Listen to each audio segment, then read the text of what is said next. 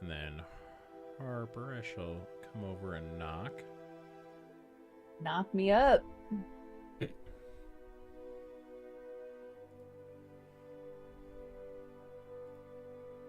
Knock, knock. Accept. Knock, knock.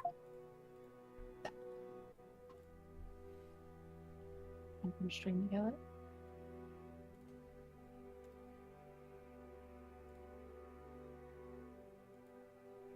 Oh, it's so bright. Yeah, I just got flashbanged. But that was my own screen. There we go. Okay. That should be on. Okay.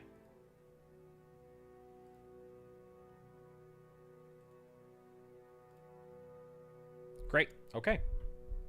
So, with that, we will go ahead and get started. All right. So, the last time that we met,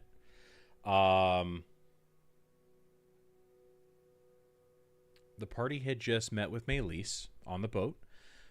You guys had talked and discussed a few things with her about what happened, what led to the boat crash, what led to the attack,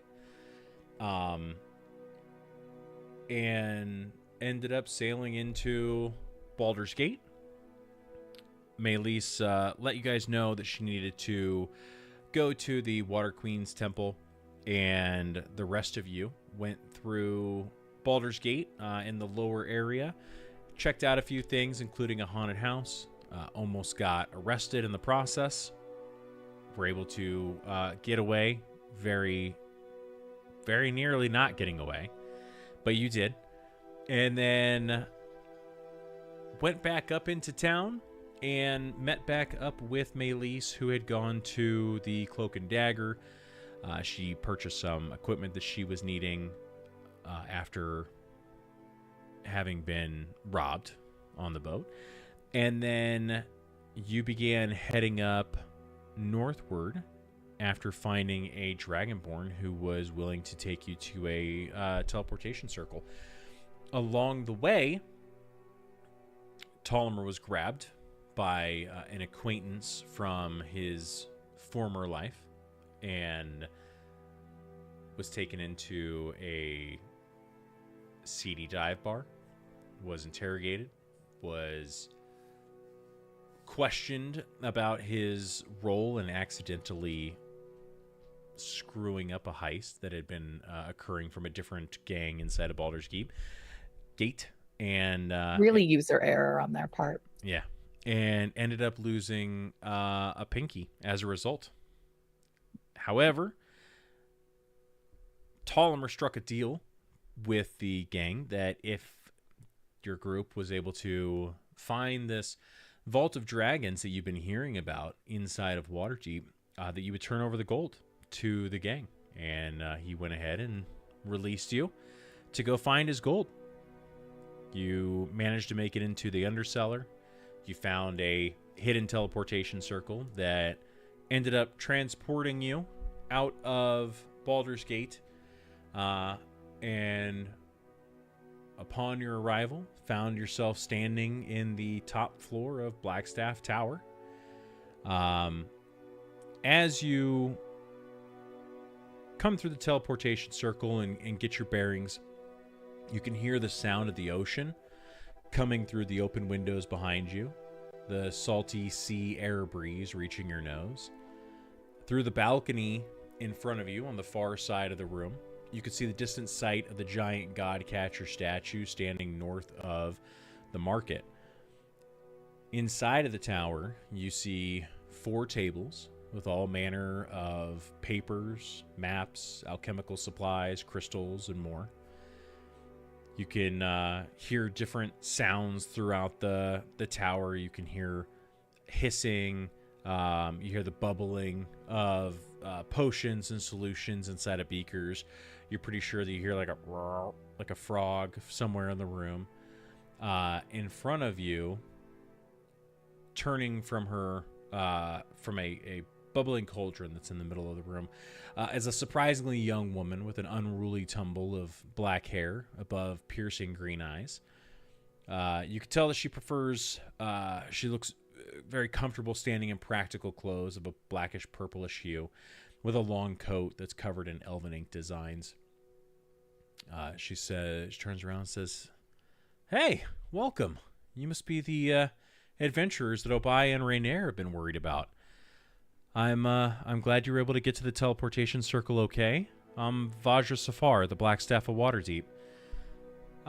She kind of like takes a look at you. And she goes, I've seen you before somewhere, haven't I? It's so lovely to see you again. Yes, indeed. We are the group who owns the Troll Skull Tavern. I believe we met at the opera. The opera, that's right. I do seem to recall your group coming in. I unfortunately was a little taken aback by a few people, but I think I did meet you. And she points to you, Juniper. She goes, I think we talked. And she's going to offer out her hand again. And she shakes it. She goes, well, it's very good to see you again.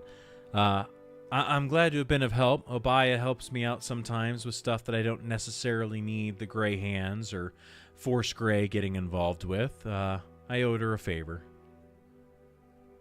Well, we definitely appreciate it. We've been trying to get back to Waterdeep for ages now. Well, that's what it sounds like. I know Obaya was worried ever since her teleportation circle went offline, so to speak. She got word. Yes, it was a very bad battle, but we managed to save the keep, fortunately. The Lich was very upset. He is troublesome. We've heard a few things of Zaztam over the wind for a while now, but you helping the keep and stalling his attack absolutely has helped out in that region. Do you have water? We're like quite parched. It's been a long day. We could really use a sit. Yeah, and she's like, absolutely. Here, come here. She goes to open up a cabinet, and a man in a mage cloak stands up from a table nearby. It's got a mess of papers and alchemical equipment, and he goes, Vajra, I've got it. And he heads over to a cabinet. He pops it open and pulls out a couple of cups and just brings them over empty. He walks over to the six of you, and he hands them over, and she just kind of flicks her hand a little bit, and you see all of the cups just fill up with water. She hands them over and says, absolutely, here, enjoy.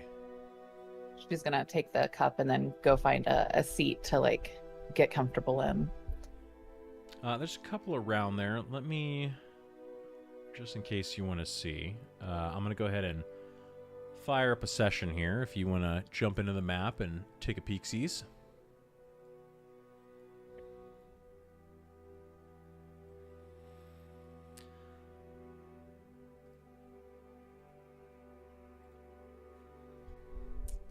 The young man in the cloak, he hands over some paperwork as well to Vajra. He says, here you go, Blackstaff. He hands over the paperwork. She glances at it quickly. She kind of like nods and hands it back. She goes, I'm sorry, this is one of my peers. This is Alethar Zareni. And Alethar shakes everyone's hand. So lovely to meet you. Thank you. Thank you so much. So what is it you guys are doing here? And she looks around at the bubbling like stuff. Well, I am the Blackstaff of Waterdeep. I'm one of its protectors. I'm not to toot my own horn, but I'm one of the strongest wizards in the city. I took over for the former Blackstaff when he passed, and I've been protecting the city ever since.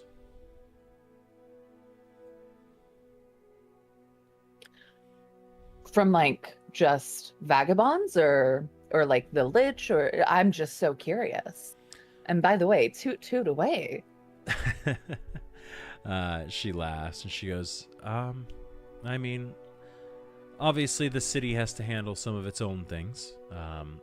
It's not omnipotence by any means, but no, I would definitely be more of concerned with the Lich versus your run-of-the-mill vagabonds. Yeah, we do have a good guard for that. What about what was that thing I had heard about? The like competition between the not the classes, the guilds, I guess you could say, or whatnot. Is that still happening? Or I know it's a very hush hush thing, but I mean, as the wizard of the city, I'm sure you've heard the whisperings about it all. And she kind of looks and she's like, which competition are you talking about? I honestly, out of character, forget the name of the competition, but Okay. it's like the you know the one I'm talking about though, right? Are you talking about the grand game? Yeah. Okay. Because there's the strike going on, which is why I was asking. Um, Honestly, remember nothing about the strike, so okay, okay. Uh, roll a persuasion check.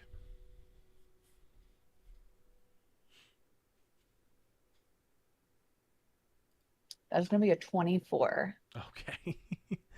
Her and Alethar, yeah, look at each other and she goes, Alethar, you can head back over. Go ahead and start doing a little bit of work.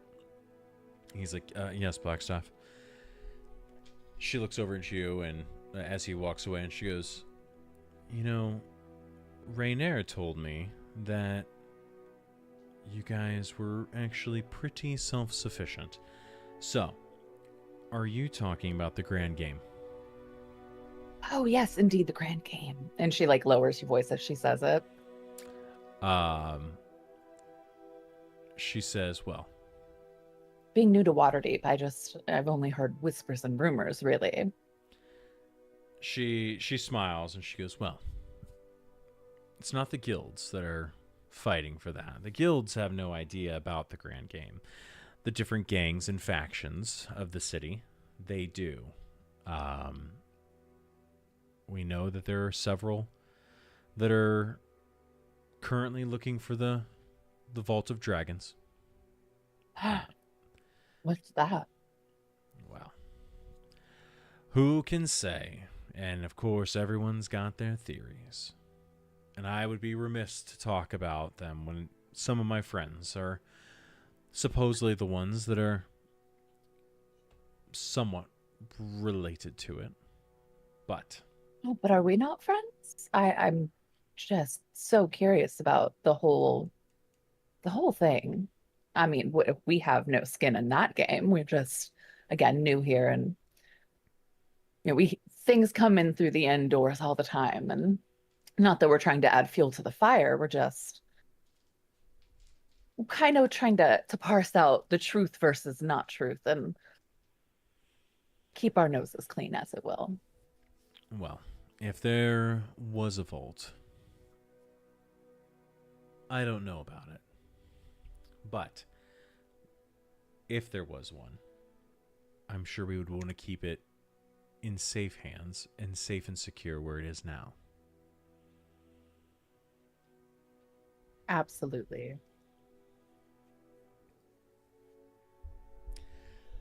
But other than that, no, we ensure the Force Gray and the Gray Hands. We ensure stability and safety in the city. When the City Watch may not be able to have the manpower or the strength to take care of tough situations. So, which of your friends are the ones that are involved in it, and like what manner are they vying for the control and to have like I guess win the game? Well, the rumor is that there's a 500,000 dragons somewhere in a vault in the city, and anybody almost anybody, would obviously be dragged towards that. They would be very enticed by something like that. I mean, who wouldn't be? That is life-changing money right there. It is. You are correct. Well, thank you so much again for the assistance and getting us back into Waterdeep. Is there anything that we can do for you? Um, Sorry, give me just a quick second. I just realized I don't have names on my screen. I just want to get those thrown on there.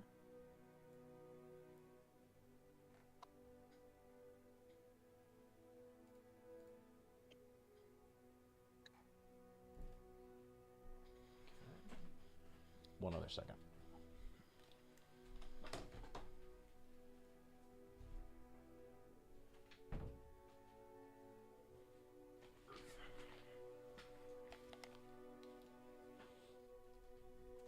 Sorry, I heard a car pulling up and I wanted to get the room closed up before I start hearing kid voices yelling. um, where were we? Asking if there's anything we can do for Blackstaff. Ah, yes. She goes, no, I do appreciate that. It's enough that we got you back into the tower and out of Waterdeep. I'm sorry, out of Baldur's Gate. Luckily, you were in a city that has a teleporter. As you look around, you can see. I don't know if you guys heard that, but it was just like. Oh, no, we heard it. Yeah, we heard it. Goodness. All right.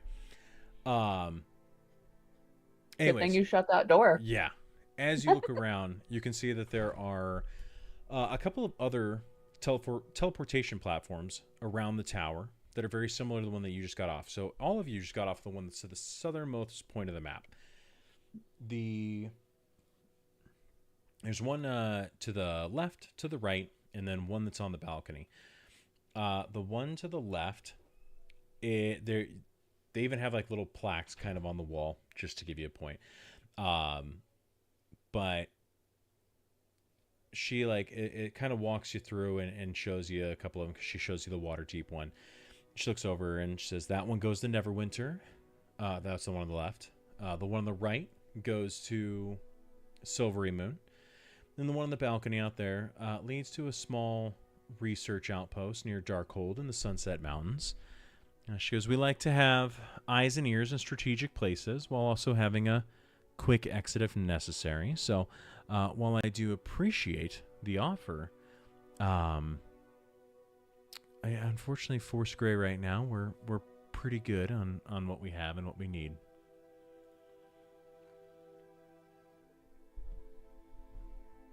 Well, I think we're quite eager to get back to the inn. However, if there is anything in the future, feel free to call upon us. I would love to get to know you better. Well, I do appreciate it. I have heard news. I try to keep an eye on things throughout the city. I have heard about the renovations. You said you are the proprietors of Troll Skull Tavern. Indeed, yes. That's why we're so eager to go make sure that those got done. Well, I will try and stop by when time allows. Please feel free to take the stairs behind you down the tower. You can make your way out. Do tell Obaya hello for me and that her favor has been paid. Real quick, I need everybody to roll a d20 for me.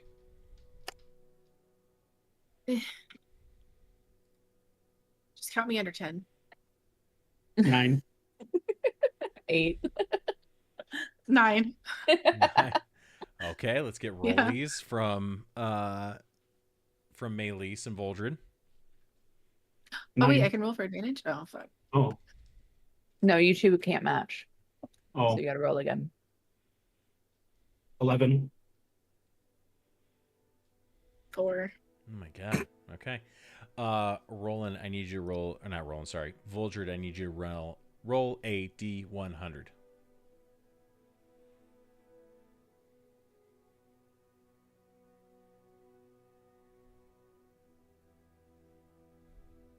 $59. 59. Yep.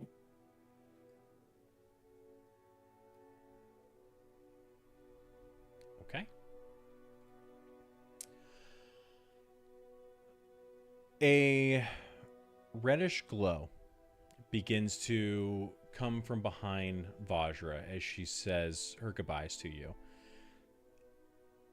Comes from the balcony.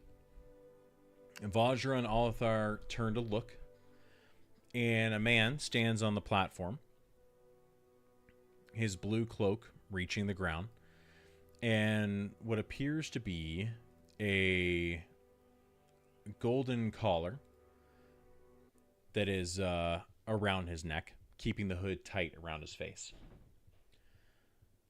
Vajra looks over and she says, Bastion, we weren't expecting you for a check-in for another week.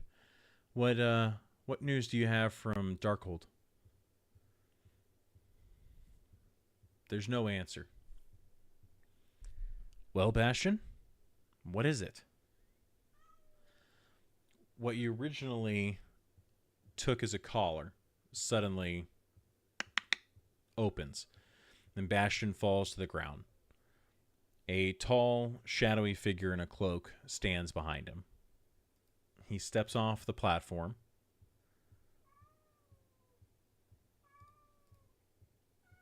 They fall to the floor dead? Make a medicine check with disadvantage based on your distance.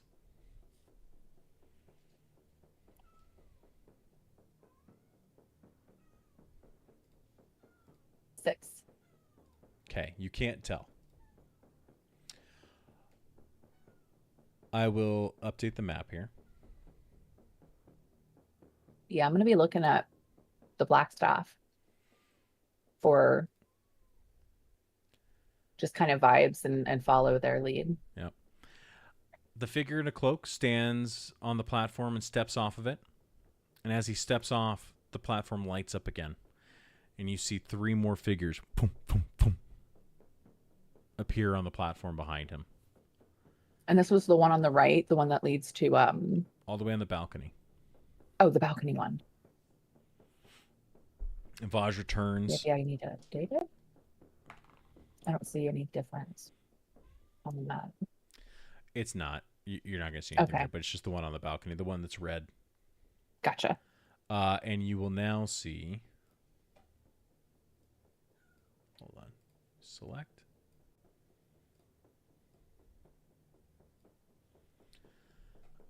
Alethar's down here. Vajra looks over, sees him step off the platform. She goes, Manshun, I thought you were dead. And you will hope that you were. You will regret setting foot in my tower. Now speak quickly before I turn you and your lackeys into ash. The man in the cloak. You see the hood over, darkened face. You can see a pale skin and jaw. The eyes are shadowed. His hands come up and click together. One hand looks to be human, elvish, something. The other hand you see is metallic. I have to get this cat out of my room because I'm hearing meow, meow, meow, meow, meow, meow, meow, meow. Take that water. Yep, you can grab water.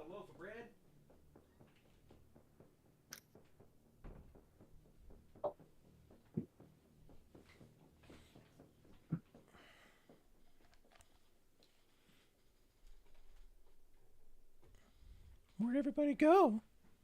Water. See, I might have been late, but at least I'm like here and ready. Mm-hmm. Listen, I'm ready. I've already gone through 2 glasses of water, so let's not. Yeah. I just wanted I to need my see the water. look post he gave me, honestly. That was worth it. All right, we're here. I can give you some attitude. puts the fingers together. He goes, "Ah, ever the warm welcome. I bring no hostility, only merely words." He looks down at the body at his feet as he says this and says, "Well, no hostility to those who are willing to use their words." He looks back up, eyes concentrated on Vajra. He says, "Faerun and Waterdeep suffers, Blackstaff. Daggers in the dark, thieves squabbling over scraps of power, and beneath it all, a vault that could shift the fate of kingdoms. Would you rather see it squandered by fools?" Make a perception check, everybody.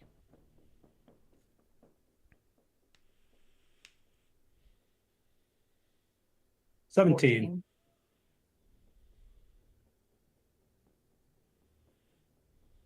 9. Okay.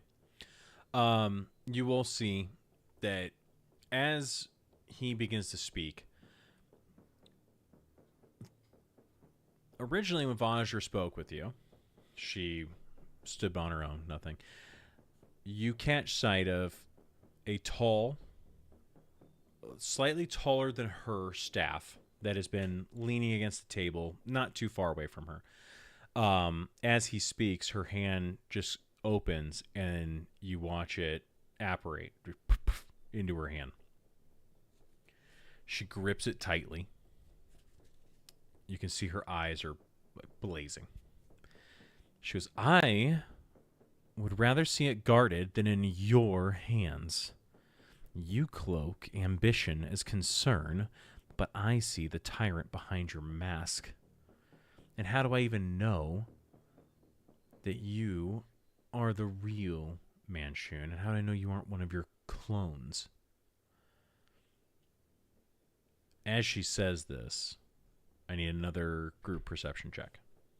Or Arcana.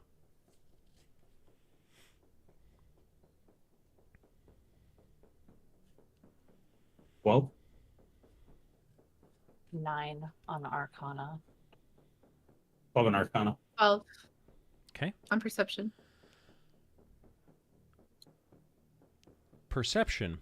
You see the three mages behind Manchun. You see them, you can hear them begin murmuring incantations. For my Arcana, you watch as threads of arcane light begin to dance between their fingers and on their fingertips. Additionally,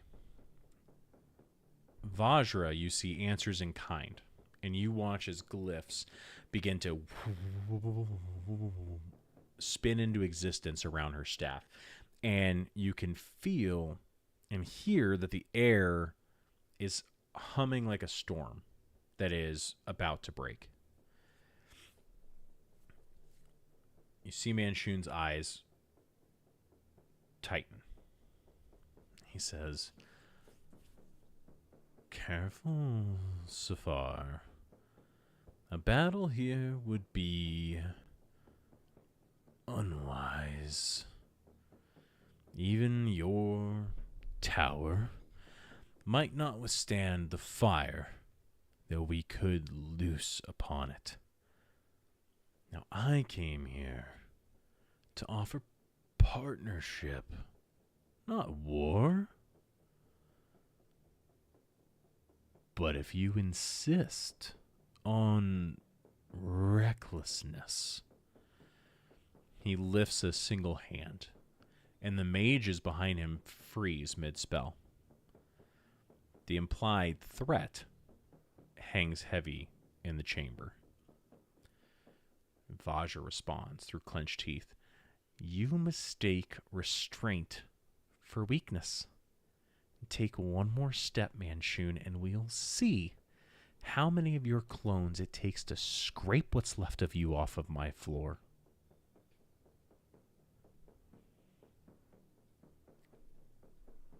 Manchun's eyes finally shift to your group. When his gaze finds you, it's like standing in the path of a storm. Cold, assessing, inevitable. His eyes are not cruel, not fiery, but calculating. Measuring all of you. Like a jeweler appraises a gem, deciding whether you are priceless to him or flawed. And who might your friends be, Blackstaff? They look a little scrappy.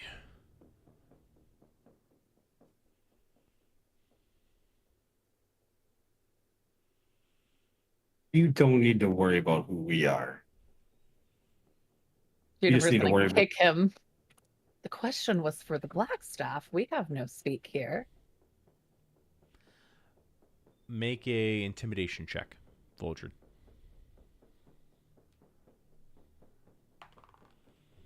That's a 7. A That's such a 7? high roll for it. Yeah, and I was with the +4 too. He laughs. The first time you've heard him give any type of emotion, he just...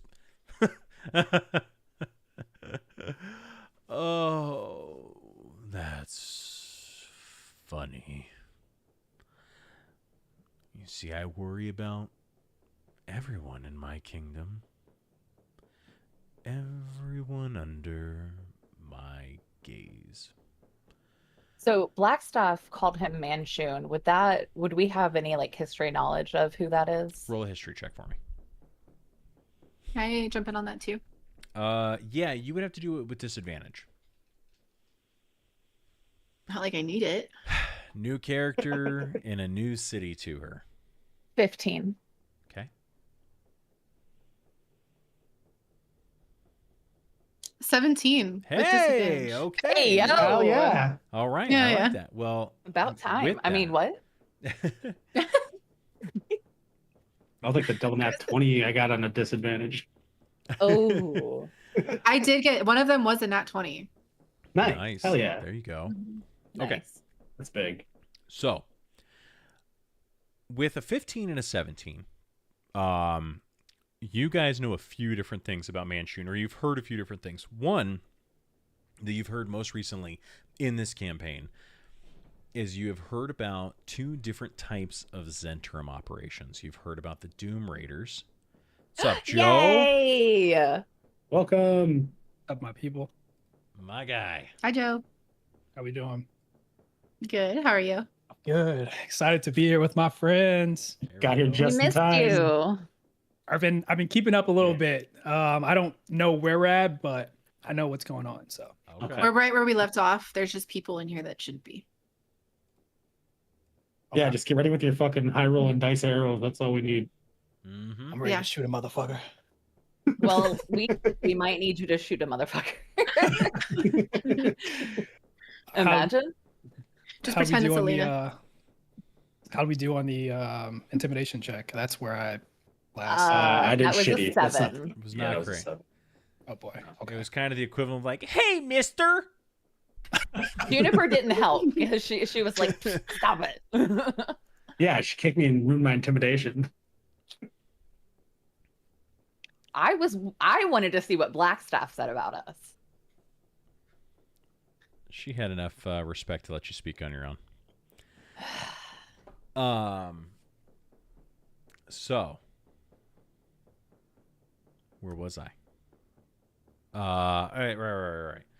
So, you've heard about 2 different types of Zentrum operations. You've heard about the Doom Raiders, who you've worked with out of the Yawning Portal, and additionally, you most recently heard about it when you went and met Rainier and Mert. And they were having a couple of conversations about different Zentrum operations and an offshoot of the Zentrum, which they had heard a few whispers about the possibility of them being led by the wizard Manchun. Additionally, what I'll give you with a 15 and a 17, especially on a disadvantage, Manchun is a famous name in Waterdeep. Many years before, Manchun tried to take over. And by doing so, and in order to try to help himself escape death, he created clones of himself. Normally, for a while, everything worked out fine for him, and those clones worked out fine for him as well, until they didn't. And the clones began to try to figure out, well, how do we know that the one who says he's the real Manchun is the real Manchun? How do I know that I'm not the real Manchun? How do I know I haven't been tricked? And eventually, in what became known as the Manchun Wars, those clones ended up killing each other. So it's a clone war. It was a clone war. And Wow. originally, Manchun was thought to have perished, including all of his clones. So, he looks back at the 6 of you, and he says, "Do you hear her? Shackled by her lords, both masked and open, bound by rules. She would hurl this city into ruin before daring to think beyond her leash. You're not so bound. You may seize the vault, claim its gold, and use it to..." And he takes both the golden mechanical hand in his own, and he shape Waterdeep's destiny. Work with me and earn power no lord could ever grant. And in the end, I'll give you 10% of the vault's contents. Neverember stashed away 500,000 dragons. Imagine what you could do with 50,000 of them.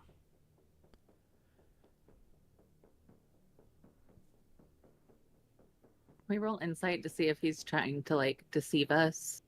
Yeah, go ahead. Roll an insight check.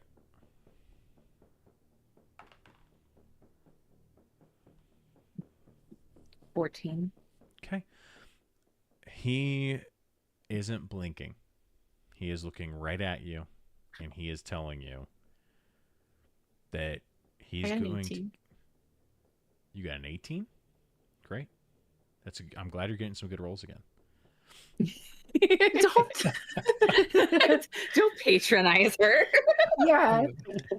Consider it. With an 18, you look at him, and something about him tells you that he may not be entirely truthful.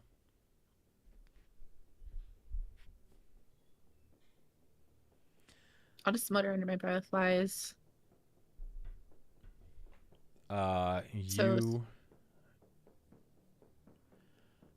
Meleus, roll a religion check. Okay. 6. Okay. As you look at him and as you determine that he may not be entirely truthful with whatever it is he's saying, you feel like you hear something in the back of your mind as well, especially as you say lies. And you aren't entirely sure what it is, but you do note that you catch a stronger scent of the ocean sea breeze coming through the windows behind you. Okay.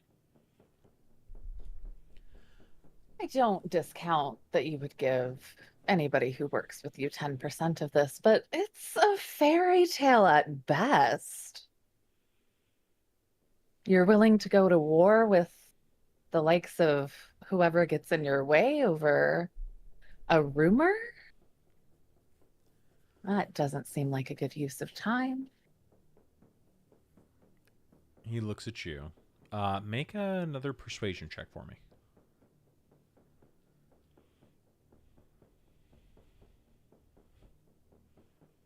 20, dirty 20. Okay. He looks and he goes, "It's no rumor, girl. The vault exists." Girl? Girl.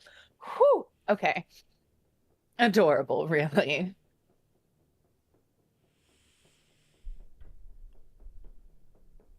All I say is that the offer is there. And should you ever happen to come across certain artifacts that could get us closer into the vault, reach out. Vajra raises her staff. Her voice rings with command, and she says, "This is your final warning. Leave or be buried here."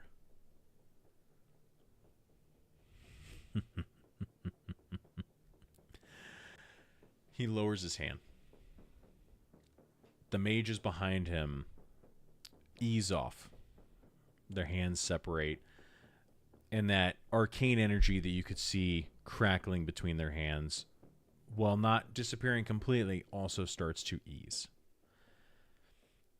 Manchun kind of half mockingly bows and says, "Another time, then.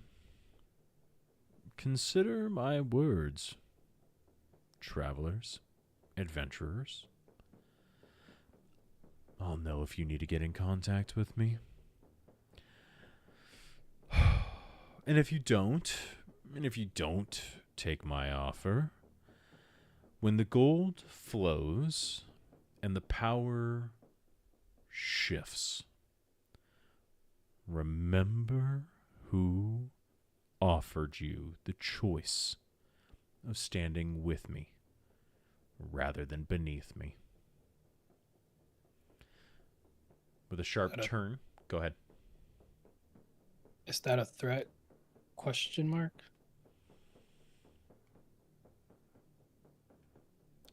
It's a choice.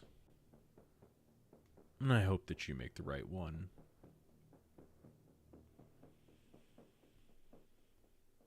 You're muted.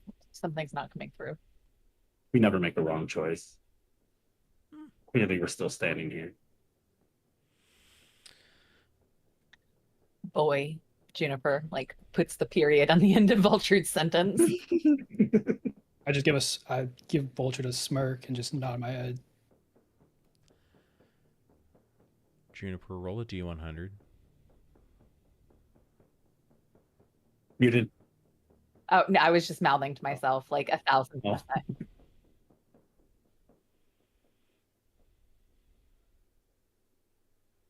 76. He looks back and he locks eyes with you.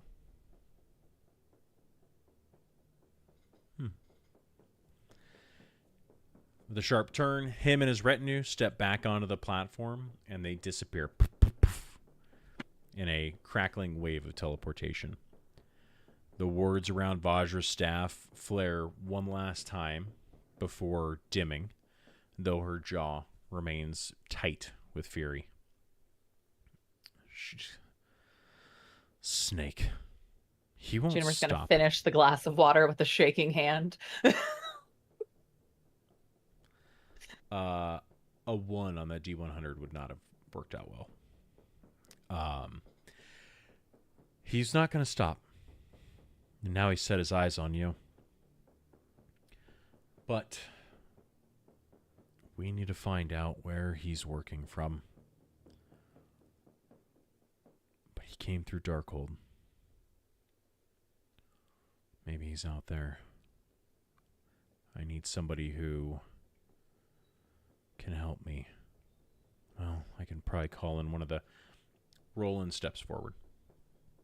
He goes, Blackstaff. She says, yes. He goes, I'm Roland. I think I could be of help. She says, how do you mean? What could you possibly do? He is not to be trifled with. And Roland says, I think I can help more than you think. He looks over at Alethar, the other male mage that helps out with Vajra. You watch as Roland's face begins to shift and morph. His body begins to change, and a few seconds later, you see 2 Alethar standing there. Roland says, I'm a changeling. I can look like anybody that I've ever seen. I can get into places that I need to. If you need my assistance, I can head to Darkhold and try to find more information on Manchun. She looks back at him and says, Interesting. A changeling. Forgot he showed us all that when Elena died. Yep. The first time you saw it was episode 23. And he said, I can leave now. He said, let me help you. The city's been my home. And if he's threatening it, I want to help you stop him. Vajra says, okay. I won't say no to help. Roland turns back to the 5 of you. He says, I don't know how long I'm going to be gone. He's already I'll seen feed your me. cat. Thank you. You could tell Obaya that he can stay with Juan, and he seems to like it there. Or you can keep Roland, it, before you prefer. do leave, you should give us your ticket for the 1,000 gold so we can put it towards our renovations. Yep. And any valuables you have on you that you may not want to part with. Yeah. So he takes out his bag, takes off his cloak, and hands it over. He goes, well, he's already seen me with all of this. So hands over the paperwork to you. He hands his cloak. He hands, let me see here. A longbow and a scimitar. And he pulls out one of the gold bars that you guys got from the beginning of the campaign that he still had on him. Also hands over Elena's bones. Juniper's going to take those. He says, I will, it's been a lot of fun. And I've enjoyed traveling with all of you, but this is something I've got to do. So This isn't goodbye. This is just until next time. I hope so. And he looks to the Blackstaff and he goes, obviously I can't go through that portal. They could be watching it. She says, I know. Go through that one, through the one to Silvery Moon, and my people there can get you started. He said, okay. He looks back at you. He gives you a quick wave and a smile. And he turns and walks and heads back through the teleporter, and poof, he leaves.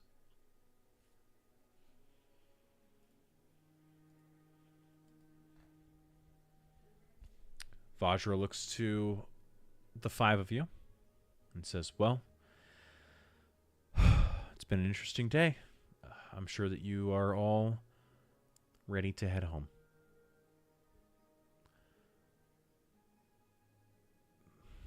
Good luck. And be safe.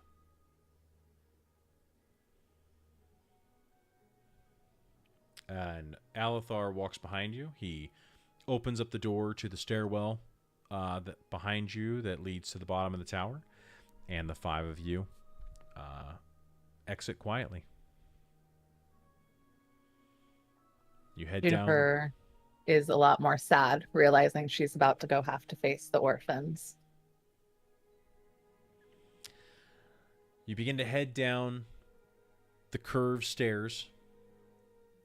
You go down flight after flight, story after story. It feels like it takes 20 minutes to get down the stairs until finally you reach the bottom of Blackstaff Tower. And Alethar opens up the double doors at the front of it and leads you outside into the courtyard. He says, good luck to you. You are currently, if you aren't aware, in the very close to the Sea Ward, and I believe that your troll skull is to the northeast of here. So if you have the map pulled open, it is to the west of the market. They have the Blackstaff there, Blackstaff Tower there, and Troll Skull Alley is to your northeast in the North Ward. So you are not too far away from it. You walk out of the 20-foot walls that are around the tower. As you look back, surprisingly, when you look back at Blackstaff Tower, the tower that took you almost 20 minutes to come down, you look back and it's about 3 stories tall.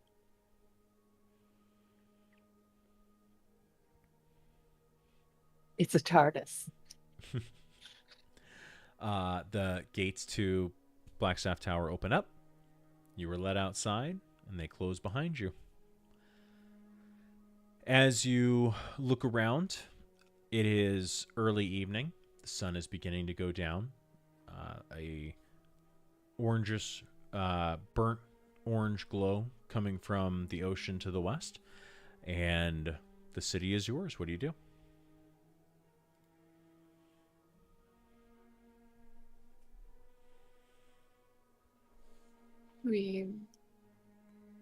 I think we should. I don't know where I'm at. I think we need to head back to the Troll Skull and see how the children are doing, and maybe get Maylise a room of her own. And we can see if our fellow traveler is back with our wagon yet. Okay. Give me a second here. I will. Actually, you guys should be able to, if you hop over to the. Should have a maps page in Welcome to Waterdeep. If you scroll up to the top, it is the very first map. For anybody who is looking for it. I'm sorry. Voldred, what'd you say? Yeah. I didn't. Only think about going back to the Troll Skull. tavern. Yeah, Okay. Troll Skull. All right. So, are you guys walking? Let's Yes. hail a cart. Yeah, Oh. can we hail? Yeah, we can hail a buggy for us here. Okay. So, as you take a step outside, you look around and you don't see any carriages at the moment, but standing for, let's see here. Honestly, you don't stand for very long. You walk a little bit, just get to the next street. About a minute later, you do see a carriage come into view that does appear to be empty. So you hail it. He rides over and opens up the door, and he says, where are you fine folks heading to? Troll Skull Manor, please. Troll School up in the North Ward, correct? Yes. All right, yes, absolutely. Head on in. It's going to be, for the 5 of you, it'll probably be about 3 silver. Gonna go ahead and toss 3 silver. Okay. Toss it up. He says, thank you kindly. Hop on in. Everybody hops. Ladies first. Yep. Okay. What Juniper's ladies in gonna first? get comfy. Awesome. Juniper and Maylise hop in. Voldred, Zephyrin, and Ptolemy climb in behind them. The carriage driver, you hear from the front, a little muffled like, oh. As you head off into the city. The familiar streets and sights of Waterdeep beginning to coast by the carriage window. As you leave the Blackstaff Tower, you begin heading north. The market shows up on the right. You see an open dirt expanse with stalls and tents set up, all beginning to pack up and close up shop for the day. As you begin to head east along the north side of the market, you again see the God Catcher, the huge statue standing just north of the market, and then meet up with the high road, turn north, head into the North Ward, and about 5 minutes later, after getting on to the high road, turn off into Troll Skull Alley. And as you turn in and you see the familiar shops and sites that have greeted you every time you've entered there in the past, there is a new site.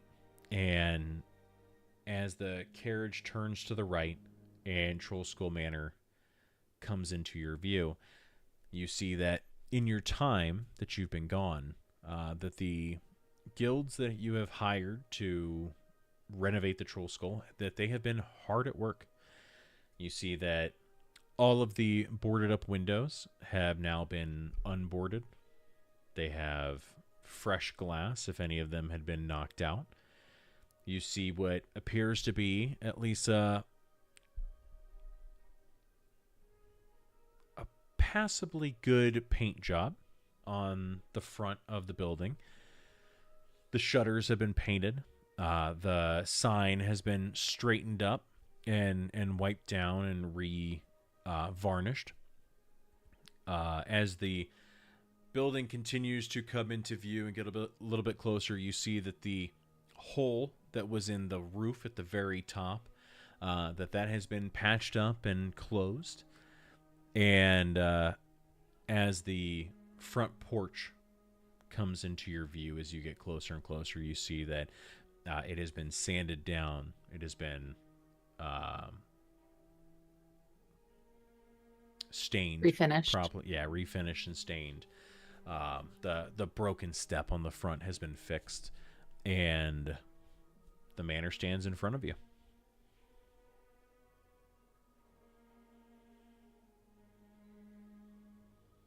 You're muted. I'm gonna go ahead and step out before let everybody out of the carriage, kind of get us back to our house inside once we're there. Okay. Volger hops out, keeps the door open. Everybody hops out behind him. Ptolemy pulls the key out of his pocket, heads up the steps, unlocks the door, and you step back into Troll Skull Manor for the first time in weeks. Does the inside look any different? Make a perception check. Can I turn the light on so she gets a little bit of advantage, since it's probably, what time of the day is it? That was a nat one. I'm so distraught about seeing these orphans. I don't give a fuck about the inside. The new stain and everything is still very strong. It's like your eyes are like stinging. So you walk in, it's like you can tell you're in the Troll Skull, but that's about it. Yeah. Like, Kind of prop that door open, let some fresh air in there, and open up some windows if we can. Dude, Voltrude, get a new mic already. I am. It's Apple or KDO. I'm sorry, what is that? You're underwater. Okay,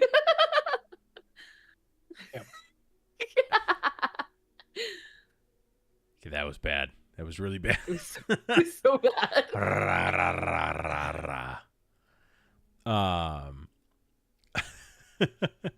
So Hey, yeah. Above table chat really quick. This is my first time being here, right? Yeah. Yeah. Okay. You and You and me both. Okay. Yeah, that's right. So yeah, Juniper's gonna look to the two newbies and be like, well, this is our home, and we can get you set up with rooms. We're still renovating, obviously, but don't mind the poltergeist. He's really friendly, and yeah, kitchen's that way, stairs are this way, sitting room here. And then the orphans are housed in a different part of the inn entirely. You have to go outside and around and up the stairs for that. Thanks, Jennifer. This it already feels like home, and I look forward to meeting the orphans. So, I was hoping that I had my maps that I had pretty sure I took screenshots of. But I can't quite find them yet. Let me check through this. No, I don't have it in there yet. Okay. Well, that's fine. So, as you walk in and as your eyes clear, Juniper, you do see in front of you a completely different sight than when you left. The layout of the main room stays the same. You can tell that there is a couple of fresh new tables that have been added in. There is new chairs. All of the debris, all of the dust has been taken care of and removed. Additionally, when you... Actually, that's not what you'd worked on, so never mind. You have new lights, lanterns that are in the tavern area. You can tell that the bar has been redone, has been finished and stained to look fresh and new. As you walk back behind the bar and into the pantry and then into the kitchen, you see that everything has been cleaned up. It's not a 5-star restaurant by any means, but it is passable. Everything has been cleaned up and shined up. You see that the oven has at least been spit shined, so it's not covered in rust and dust anymore. The fireplace, any of the missing bricks and mortar has been fixed up, so it looks nice. And as you make your way through the rest of the house to see what's been done, you find that basically everything has at least been cleaned up, picked up. You have running water. Everything that was broken has been fixed, and you have a working manor now. Fantastic. I'm going to send Voltrude to go check on the basement stuff, because I know we had stuff hidden in the basement. And then I'm going to head out to go find the orphans in the other part of the house while Melis and Zephyrin find rooms. Okay. So go ahead and roll another D100 for me.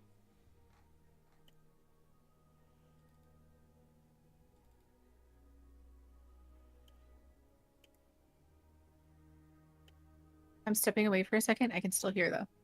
23. All right. Okay. That's Is that so better? much better. There we go. There you go. Yeah, I think my cord is just fucked up that plugs into my mic officially. So I'm just gonna get a whole new one. I'm just gonna order a whole new one. Yeah, cords are generally always the problem. Yeah, I didn't think, because I never dropped my mic. I think it's just all the cords set up in here, so I'm getting a brand new RMN mic for it. There you go. Cool. So with that, with the 23, Voldred heads down into the basement. You did hire people to work in the basement and get it cleaned out. As Voldred goes down the steps, he walks through the wine shelves and the different shelves that have been in there.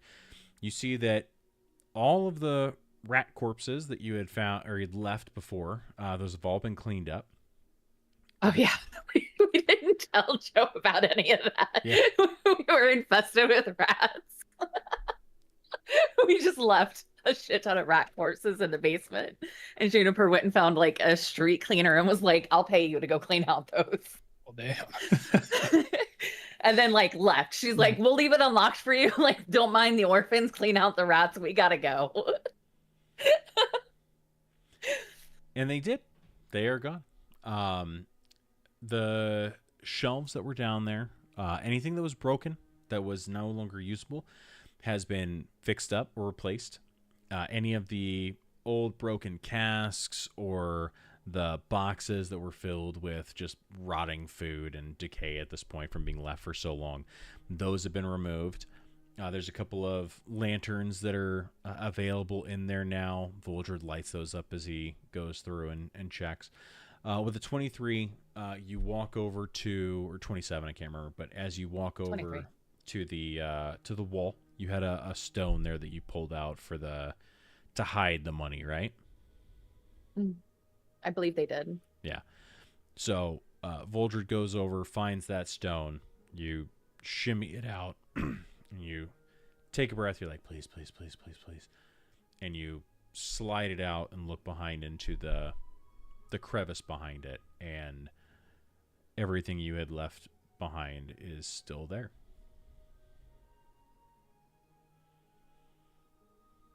And can I check the hidden brick that we have in the wall down there? That's it. Okay. I misunderstood you. It's all good. Yeah. That brick, all your stuff is still in there. While I'm down there, I'm gonna put the bar of gold in there too. Okay. Great. So you put that in, you slide the brick back in place? Yep. Okay, cool. Exactly how it was. All right. Go ahead and make a sleight of hand check for me. 19. Yeah. You go ahead Hell and yeah. slide it back and kind of feel along, and you check it and take a little bit of dirt and kind of rub it around the edges, and it looks exactly like when you pulled it out. All right. Juniper, you said you went upstairs to go check on the orphans? Yep. Okay. So you head out through the front door, you walk around and head up through the stairs on the back side of the troll skull. Open up the second story. You walk into the sitting room with the fireplace. Is their fort still there? You got rid of, I think the fort was gotten rid of in the renovations. But as you walk through, you notice there's no lights on. There's no fire. You walk into the little sunroom where the fort used to be. And when you peek your head in there, you call out to the orphans. There's no response. Okay. Does it look like they've been here? Does it look like they've not been around? Like what's the state of it? Does it look lived in? It looks lived in. You do see a couple of couple mattresses that are on the ground, but there are not 3 mattresses. There's only 2 right now. Okay.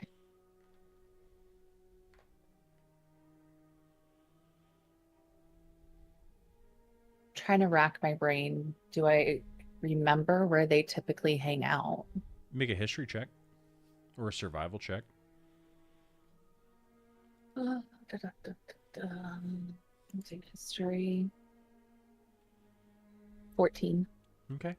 With a 14, you have typically seen them around Troll Skull Alley. But outside of that, you know that you have seen them around Waterdeep once or twice in different areas.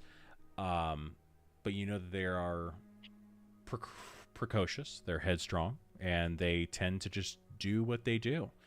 So they I'm could gonna be anywhere do right now. a mom thing. I'm gonna head out back to the door, and essentially like near the front, and just start calling out for them because it's getting towards the evening. Like they should be quote home Okay. right about like now. Yeah. You go out and you start to yell. Go ahead and make a persuasion check.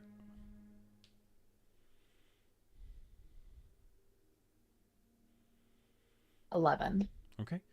An 11, you yell, kind of, cupping your hands around. Hey! You yell out for Nat, Jenks, and Squiggly? I can't remember his name right now. Well, I know one of them's deaf, so like they're not hearing me, but Well, yeah, they're not. Yeah, that's Nat and Jenks. Well, no, I'm sorry. Only one of them is deaf. That one is Nat. Jenks and Squidly. So you're yelling out their names. You don't get a response. okay. Yeah, she'll just head back in. They're headstrong. They'll be around when they can, and if they go missing overnight, we'll deal with that in the morning. I trust them. Otherwise, we wouldn't have been gone and left them. So, Mm-hmm. Great. Okay. So you head back inside. Zephyrin, you start to look through the tavern, through the manor. This is a 4-story tavern or a mansion. As you climb through the separate floors, and I'll send it out to you. You find multiple rooms. Well, we need the updated pictures anyway. Yeah. You find multiple rooms. There are multiple places to sleep for you. There is, I will say that Roland's room is on the 4th floor. It's at the very top. It used to have a big hole in the ceiling. It doesn't anymore. You walk into that one. You take a look around. There's a well-made bed, clean sheets. Well, it's made up. Across the hall from that, there is a storage room that has some boxes, some crates, some barrels, some bags of just like random stuff, a couple extra sheets, a couple pillows. You see like a painting or two that's on an easel from inhabitants long gone by.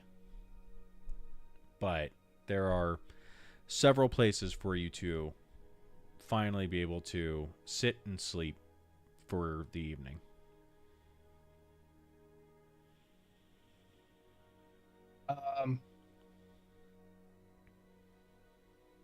So are there any more rooms on the 4th floor, or should I go down to like the 3rd floor?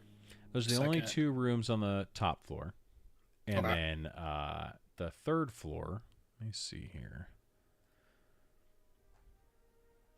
Oh, here, you know what? At least there are some recent-ish images. So not in the maps channel for Waterdeep, but if you go to the Troll Skull channel, the last 4 pictures are not the most recent ones because I don't have the cleaned up ones, but these were the status of the place beforehand. So I will get those changed out. But to at least give you an idea, the very most recent one has a room that's available for you at the top, or the storage room at the bottom of it. There's also a parapet, like a tower that's next to it, but I believe that's Voldred's room, if memory serves me right, because it's been a minute. Yeah, I got the library one room. Oh, you have the library. Yeah. So maybe it's maybe it was Tolomer. Tolomer can take that one. Yeah. I can't remember. So, well, like I said, I'll get you guys the clean versions. But if you want to take a look at the 3rd floor, I've got it marked there in the Troll Skull channel. It says Troll Skull 3rd floor. There is Juniper is going to move rooms. Okay, cool. She's going to take over Roland's on the 4th floor. You're going to take Roland's on the 4th? Okay. Yeah. There is a library on the right-hand side of the 3rd floor. That is Voldred's room. The room at the bottom was Elena's, and I believe we shared Juniper one. I thought, sharing, yeah, that's why Juniper wants to head out. Yeah, and then Tolomer's bed was at the top there. So the Right. technically the tower is free as well. So now the tower is free, and then on the second floor, there are a couple of rooms there as well that are available. So I'll take one on the 2nd floor. okay, I'll take the tower. take the tower. Perfect. Okay. So I will get those cleaned up images of the freshly renovated Troll Skull to everyone after the session is over. Or I might be able to in the break. With the tower, I see the tower in Tolomer's room. I see the offshoot there with the stairs. That's the ladder to get up to the turret peak. Yeah. Oh, okay. But then if you look at the turret peak and top floor, there's a little hatch Okay. that opens up to get up in there. Where's the Sorry, where's the tower? If you go to Is it on the 3rd floor? the 4th. The 3rd floor has the ladder going that up was the to 3rd. it. And then if you go to In the tower. If you go Are we to, calling the turret peak the tower? Yeah. Okay. Yeah. So I thought we were talking about two separate things. We're talking about one thing. Yeah, from the third floor, this little tower sends you up to the turret peak. Okay. So you have to go through Ptolemer's room, you go up that ladder, and then it takes you into a room up there. Okay. So that was my question is how do Yeah. you get into that Yeah. through Ptolemer's room? There you go. So I'll just warn Zephron about Ptolemer's dog, essentially. Right, so Defender. Luckily, he's been with you guys for a while, so he's Yeah. getting used to. But yes, you at least know that anytime you walk in there, that dog is gonna.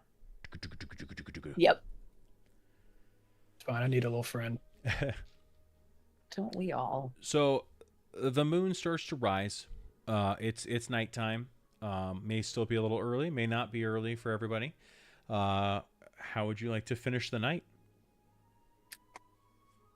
Juniper, since she couldn't find the kids, is gonna go ahead and start making dinner for everybody. I think we all could use a warm meal in our own home around the dinner table. Just to welcome our newbies and kind of just be together in our home. Great. Morale. While she's cooking dinner, I'm gonna take a step outside and see if there's been anybody horse or carriage with our travel. I forget his name, and I had it written down. I didn't save it. With Oh yeah, our new cook. Yeah, our new cook.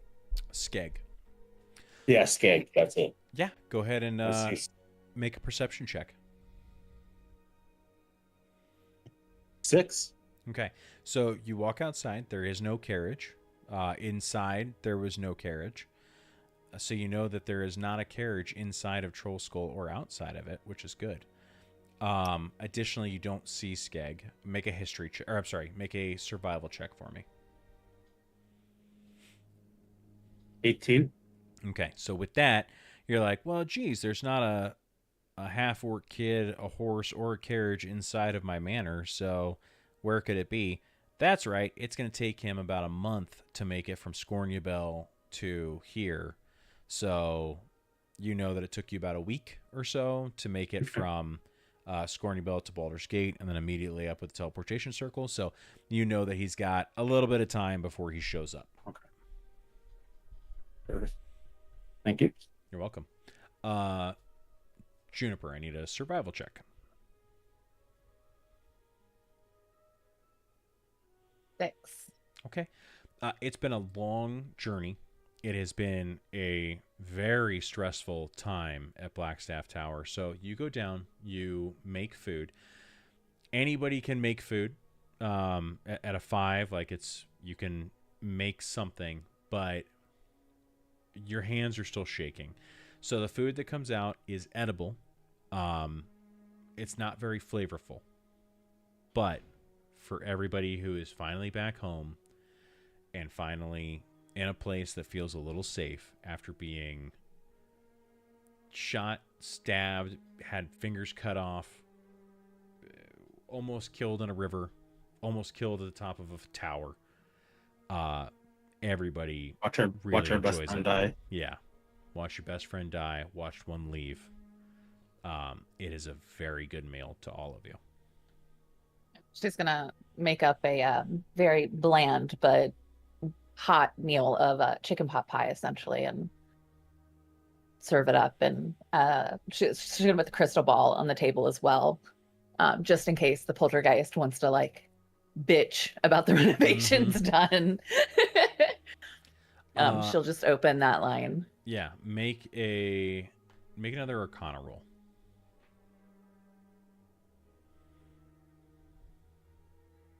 10. The crystal ball, you look at it, you watch it as you eat, and it does nothing.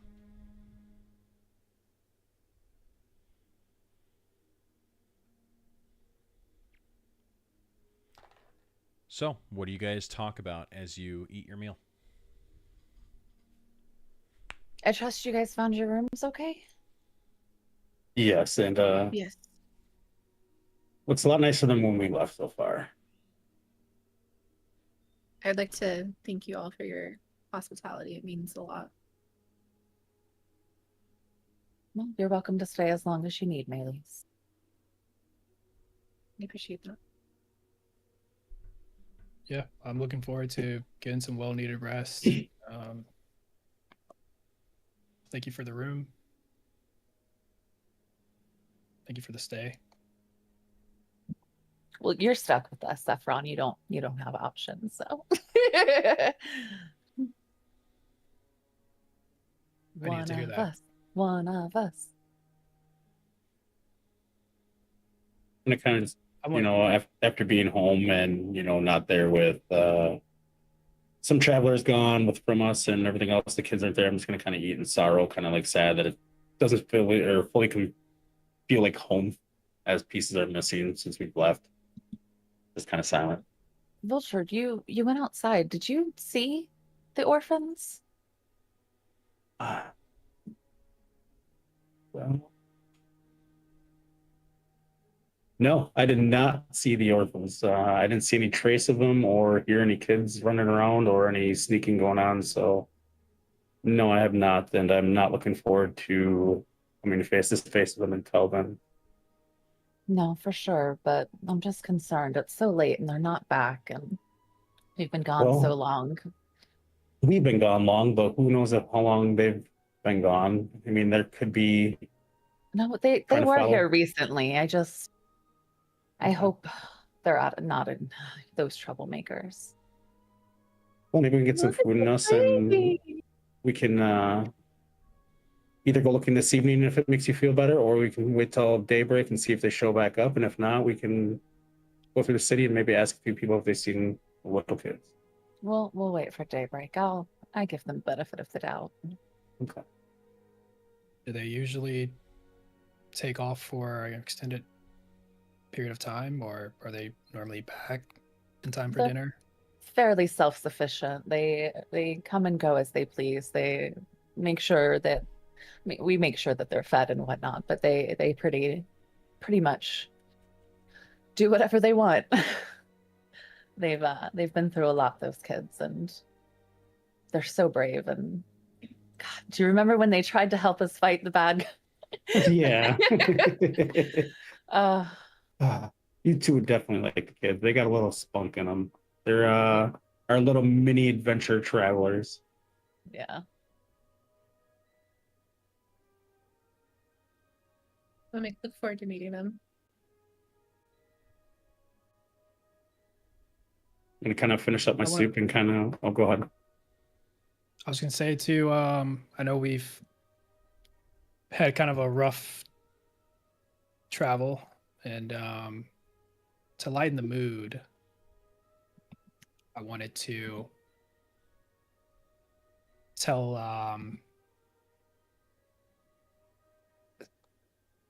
I wanted to sing and maybe tell a story. I'd always be down for a Yeah. little bit of a song and a story for a little pick me up. Heck yeah, Vulture, get a fire going. Let's warm this place up a bit. And I kind of step away from the table, walk over to the fireplace, and just kind of snap my fingers and toss a fireball into the fire pit or into the fireplace. I stand up and grab this little flute like instrument. By the way, should I make a performance check? Sure.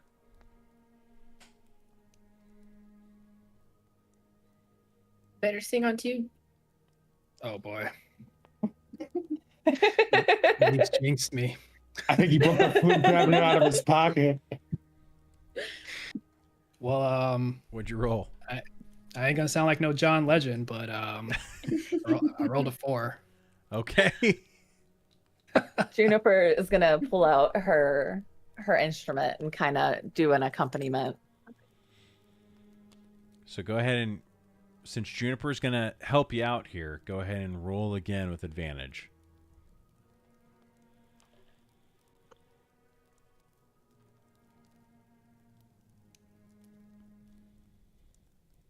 Got a 12. Okay. All right. So you get a little nervous as you pull this flute out, having never performed or sang in front of these people before. Juniper, seeing you do this, pulls out an instrument as well, gives you a warm smile. I'm like, go ahead. and you begin to play.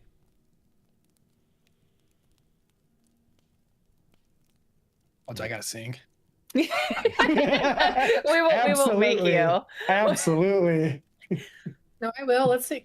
As the bard in the group, absolutely not. I vote no. Far. Wherever you are. Bailey's grabs a tomato. As she winds her hand back, I'm going to kind of grab her wrist, be like, not in the brand new finished house. You never close your eyes. So you begin to play. Everyone continues to eat their food, and you start to.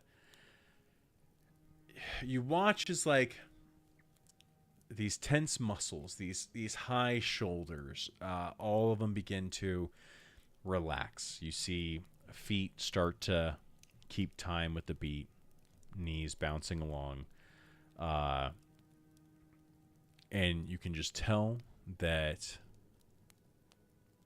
you've brought a little bit of relief to a very, very tumultuous couple weeks. It's a goal. There you go.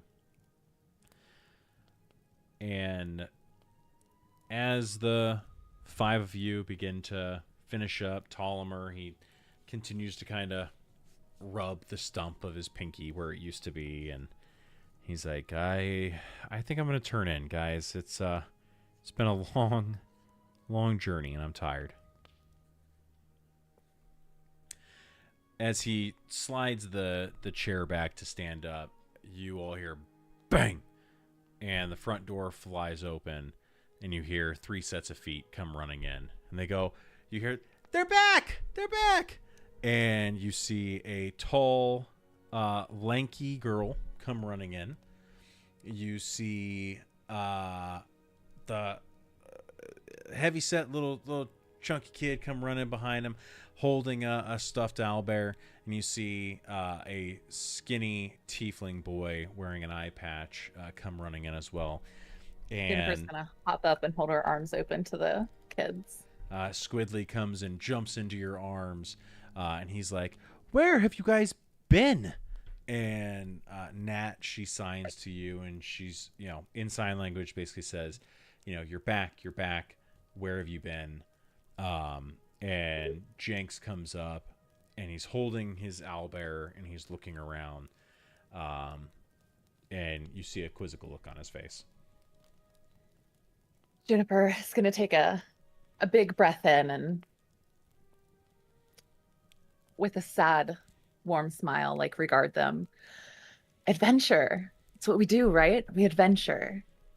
That's great, but you guys didn't take us. That Obaya lady said that you guys went, but we were gonna adventure with you. We could have been there. Like, did you fight a dragon? And Jenks is like, did you fight a dragon? No, there were no dragons, but we did defeat a lot of bad guys. Oh, that's awesome. However, we needed you here. You guys oversaw the renovations, right? That must have been a big adventure for you all. And Jenks, he's like, yeah, we watched them for you. We made sure that they didn't take anything. And he takes his eye patch and he rubs on her, and he puts it to the other side, and he's like, we made sure that this place is spotless when you came back. And an amazing job you all did. I noticed there were only 2 mattresses upstairs. And Nat signs to you, and she says that her and Squidly stayed in the mattresses, but they kind of look around at Jenks, and Jenks goes, I'm sorry. I've been sleeping on Elena's bed because Aulena was scared that she was gone. Where is she anyways? Juniper's shoulders droop more, and she holds the child a little bit tighter. Not everybody makes it back from adventures, friends. But she thought about you in the end and wanted me to tell you to always be brave and strong.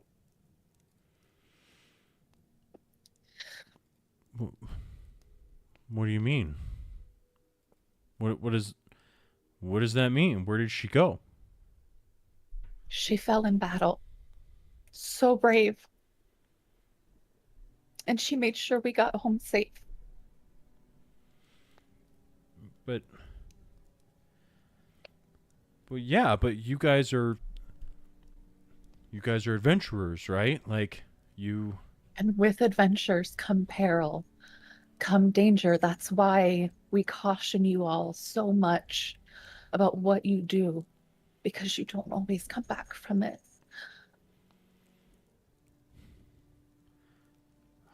And that is the life of adventurers. We have amazing stories and so much fun, but it's dangerous. Squidly, he stops and kind of pushes away from you as you tell him that, and he's like, but we've heard you talk about stuff before. You brought him back, pointing at Voldred. Jinx goes, yeah, you brought him back, so just bring her back. Bring her back! Sorry, but this was different than me. It was something stronger that we couldn't fix in time. Not all death is something that you can avoid.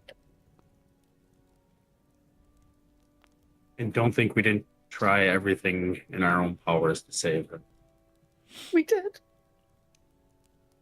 Obviously, you didn't do enough or she'd be here. And he throws Alena on the ground and he runs out the door. And you hear a slam from the door on the second story. Nat steps back and she looks at everyone and she signs to you and says, "Don't worry, we'll talk to him." And Squidly, Juniper signs to her, though. I'm sorry.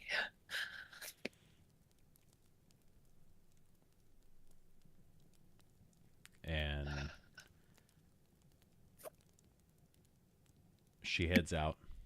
And Squidly looks back and he says, "Well, I'm glad that some of you got back."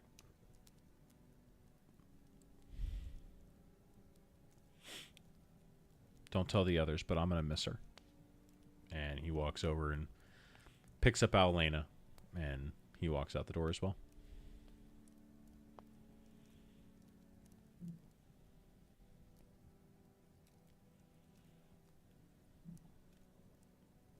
No, that was tough, Juniper.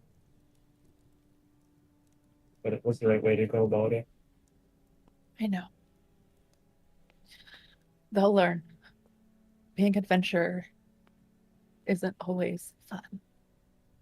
No, it isn't. I'm gonna go ahead and kind of pull a cloth out of my pocket there and kind of hand it over to Juniper to kind of wipe her face from the tears from telling the kids.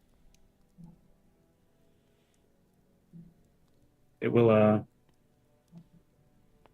always be a reminder of our adventures of what had happened. We can't change what had happened, but we can learn from what had happened. We need to be careful more often and look out for each other more often for any signs that could have happened that we didn't see. Because maybe we've noticed that she was bitten earlier in that intense battle with that rat. We might have been able to save her. There's no telling.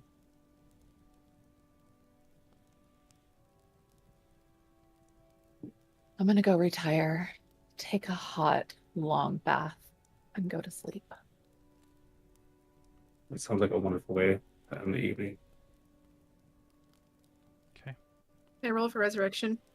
Fuck you!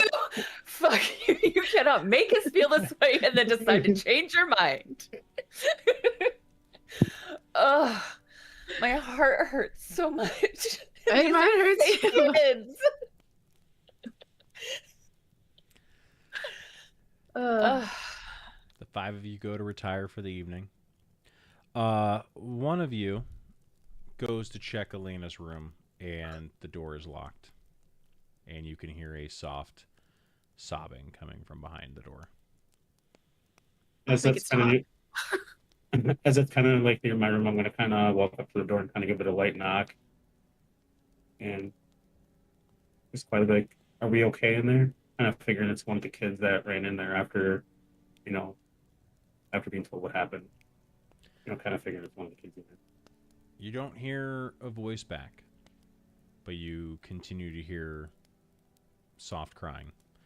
And when you look down at the foot of the door, you see Alena propped against the door.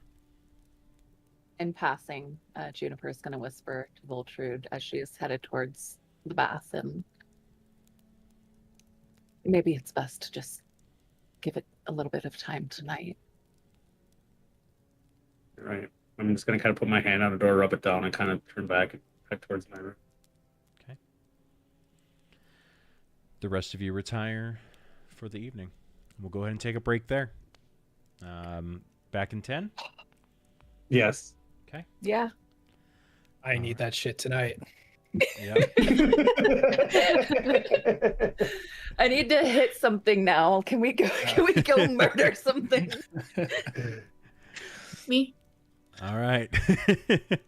We'll see you guys in a bit. All right.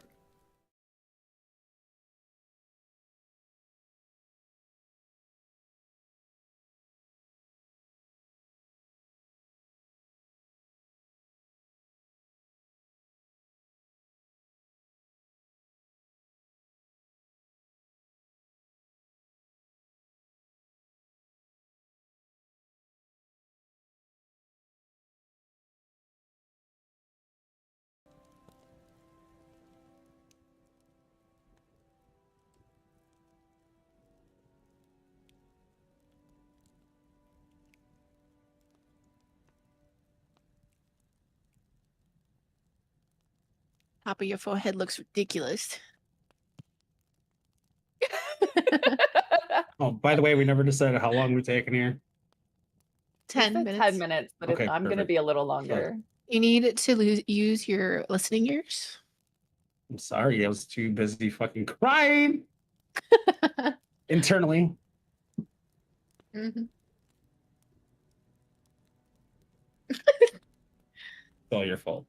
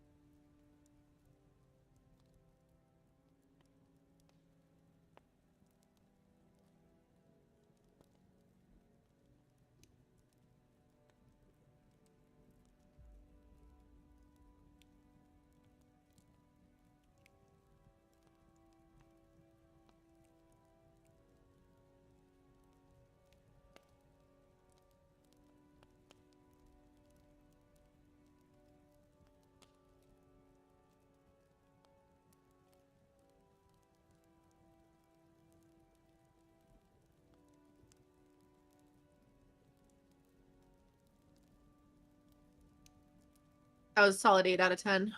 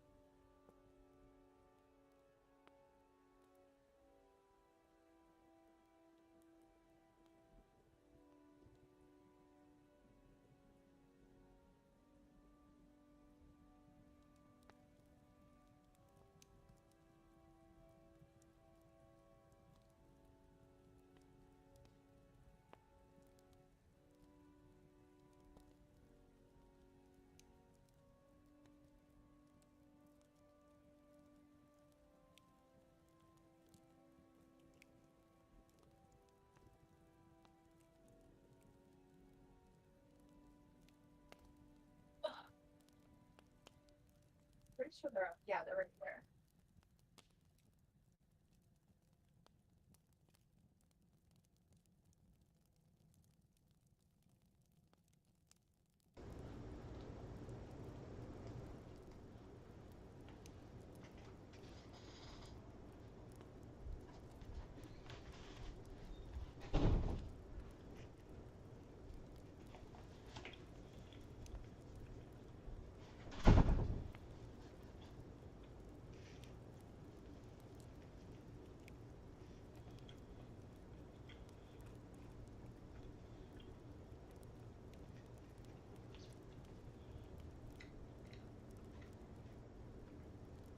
I'd say a solid 7.5 out of 10.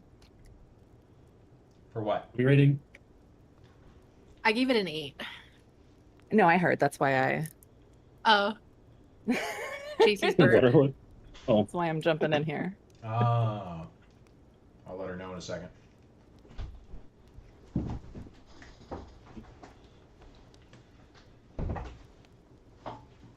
Well, getting elevated was definitely the thing to do after that scene. They said that they gave your burp a like solid 7.5 to 8. Juicy. love it. Girl after my own heart. Want to show me your braces? Sure. She got braces. Oh, Okay. nice. Wow. At least your parents love you enough to get you braces. She said, at least your parents love you enough to get you braces. So you get she's had them for a week, and you can already tell a big difference. Like they're moving quick. It's crazy. Well, at her age, they Amazing. should really, honestly. It's a good time to do braces, is, at a younger age. Shows Yeah. compatibility versus right Compared to us old farts. Mm-hmm. So, okay. You mind taking this out? Maybe give her a little piece so she can follow you and she'll go to bed with you. Okay. Go get the food, Piper. Let me get it. Oh, shit. There you go. I head out tomorrow to go see Double. Hell yeah.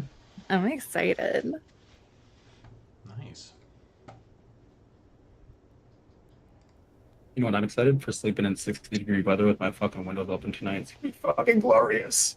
Oh, yeah. Yeah, you all slept all the way sleep. I know, it's okay. It is a fantastic 60 degrees outside. It's trending downward for us. All right, we're getting there. What does that mean? Like 83? I wish. About like high 90s. Ew, it's even worse. I thought I was guessing high. We will have a couple days this week where the low is 78 or 79. That's great though. Yeah. That's 78. Ooh. Yeah, I was actually able to stand outside with Diesel this morning. It was amazing. Yerp.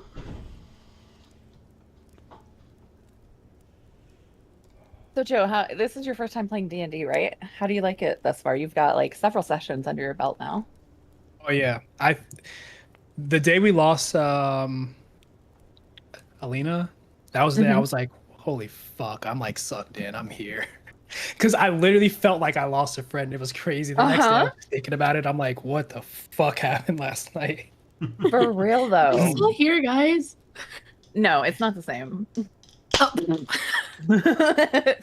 Elena's not here. You are a pale Like, you might not have imitation. been comfortable with the character. We were in love with her. Oh. Yeah, what made you like kill her off and create a new one? Got bit by a fucking rat and we couldn't save her. No. Like behind So that. I will deflect some blame here in that it was not my idea. Excuse me. However, Whoa. however- Hey, that's crazy. however, did not go down with a fight, so I don't know that. She told me that there's like lots of times when Shane had her roll was to see if she'd be dying that day or not. And she kept fucking rolling high on those rolls to prevent her from dying sooner than she did. So you were trying to So kill her you're off for a welcome. while. I was having her do Constitution saving throws because there's a few different things that go with a were-rat or any type of lycanthropy, right? So a werewolf, were-tiger, were-bear, anything like that. There's a few different things. One, it's a Constitution saving throw, like every day kind of thing. Secondly, if she had ever hit 0 health points at any point after contracting the disease, she would have lost her character and immediately transformed into a were-rat, and she would have become my character. Like, she would have been an enemy against you guys. That's crazy. In the book. I will say though, like with a lot of battles and like arresting, like we've been getting lucky a lot of fucking times. Like when we need it, we get it. Like, and that's insane. Well, the amount of luck we've been having. Two of you survived were-rat bites and didn't contract anything, and then she pulled the third one, and she failed. So it was like, okay, and she puts a lot of blame on me, but she had told me that there was a few times. She's like, I don't mind if I get iced, and I was like, all right, fuck it, we ball. So. I just assumed that was always on the table. Like when I make a character, it's always in the back of my head my character died. It is. Damn. I was scared that one day I was going to lose mine. But then again, I have been playing this since I was 10, so I've just gotten over character deaths that way. I was telling Shane, I now get it. Like everyone that I've ever talked to who has played D&D, they rave about it, and like now I get it. Yep. You gotta find the right music. By the way, I will go ahead and I'm gonna put this in the game chat here, just so you guys can see something. I don't know how well this comes through. This is. Ooh, hopefully, I didn't give anything away here. Hold on. Oh damn! Look at these rooms.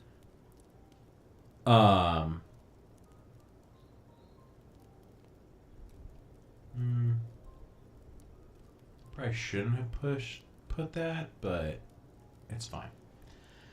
I gave enough of it away, and I had to have an idea for myself here. So, anyways, in the game chat there, I put in 10 different scenarios that I wrote out based off of that D100 roll. So, based on the roll that Folger gave me, is what happened to Roland. So there were.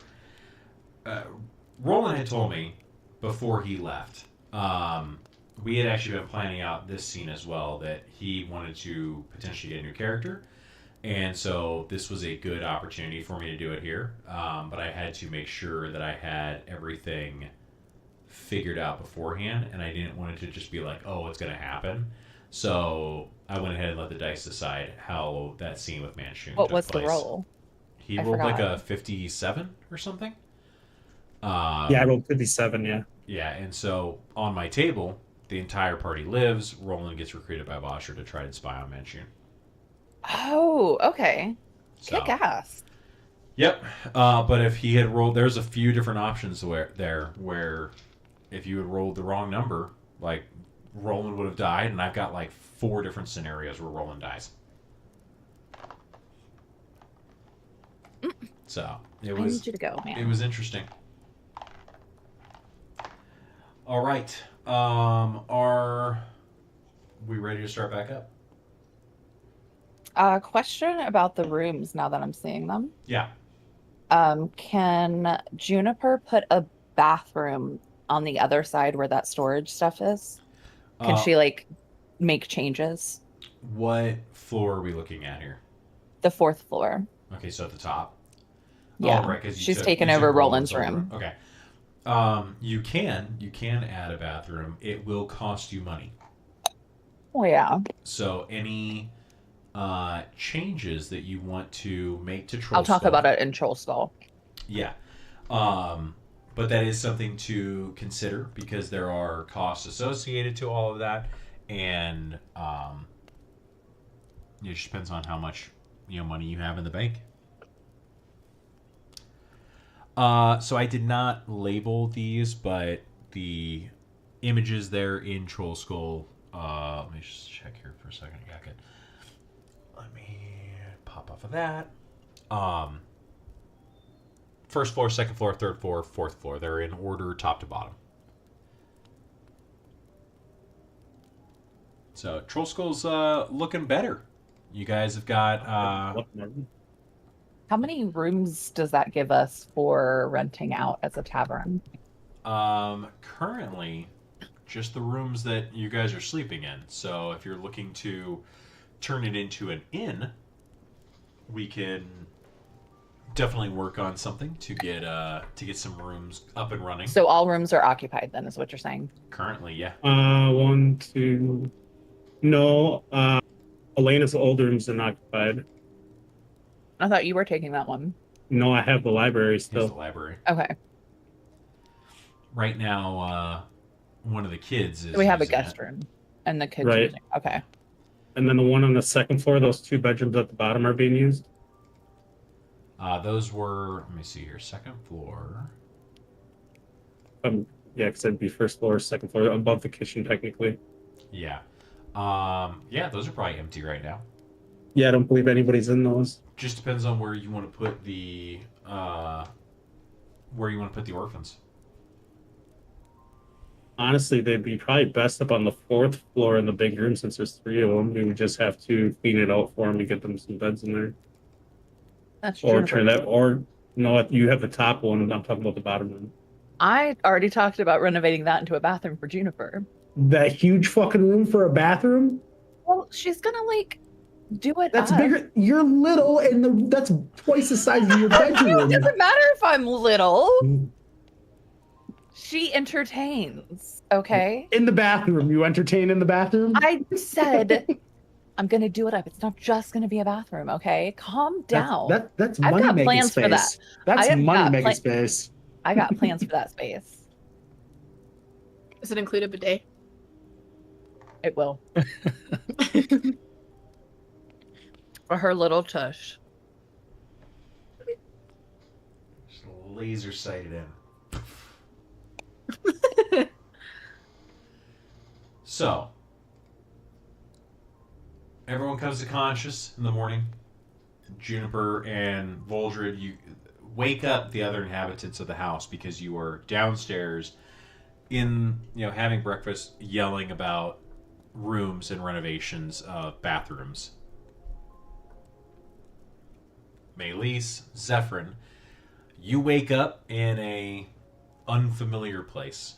However, Maelise, I need a wisdom saving throw from you.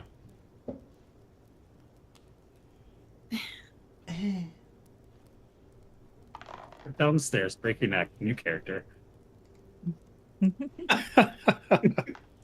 15. 15. Okay. In the middle of the night, before you wake up, you... Excuse me. Sorry. You get a feeling. And you wake up. And you look around and you're on a boat. It's a very small boat. Has 2 oars, 1 bench, and the ocean surrounds you.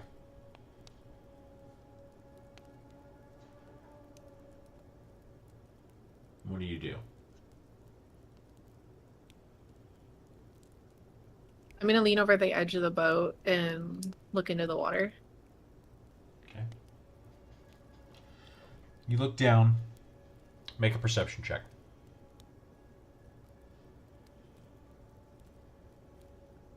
Mm. 22. 22. Okay. So as you peer over the edge, you try to discern through the seawater if there's anything below. You look and you can see shapes. And can't entirely tell what they are. This music is skipping in my head, so I'm just gonna stop it. As you look, you see a fin come up through the water, and it starts to circle the boat. And then another one. And then another one. You have 3, 4, 5 fins circling your boat.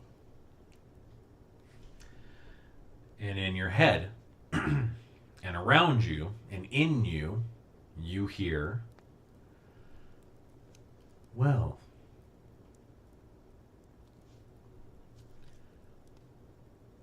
how has your first day as my newest paladin been?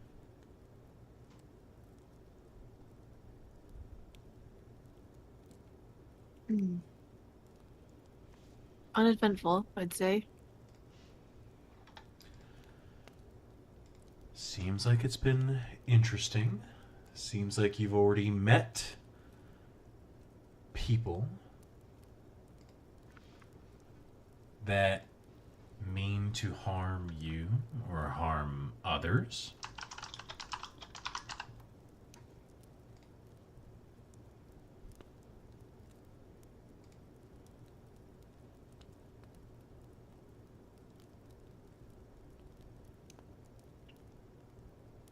She waits for a response.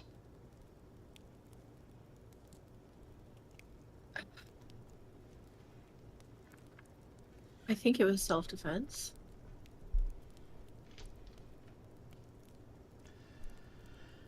I need you to remember your oath in the future.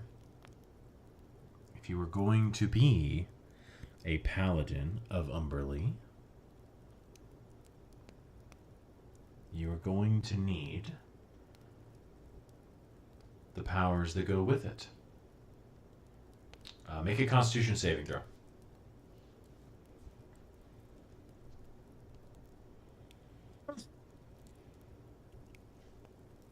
$13. Okay. You feel a into your chest, and it takes your breath away. And as you look down, as it hits you, you see your hands are glowing, and you hear the first tenet of your oath, and you hear loudly and around you and in you, show the wicked no mercy.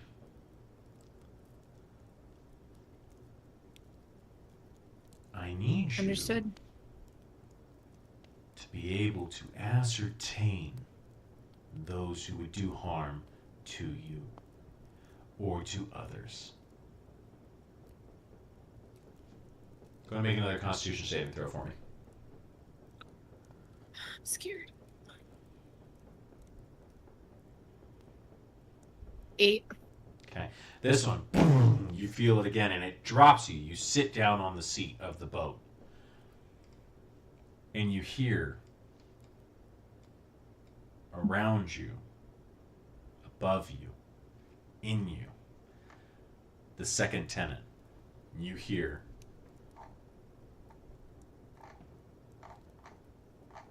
the hell does go? You hear fight injustice and its causes. And with that 8, you feel like you get a flash in your brain of a cloaked man with a metallic hand. Go ahead and make another Constitution saving throw.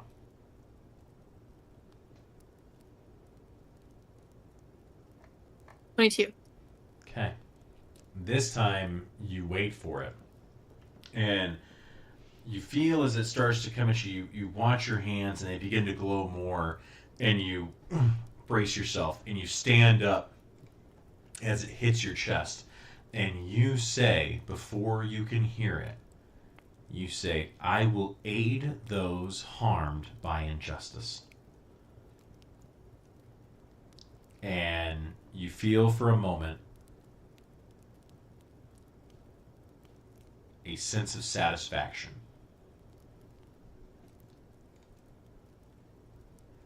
And she says, all right, Maylis.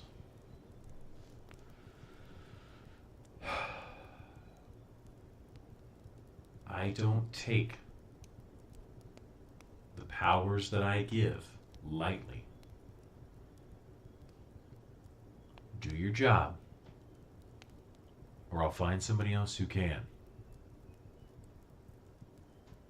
Or am I understood? Understood.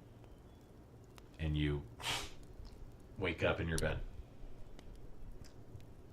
hearing an argument downstairs about bathrooms and bedrooms.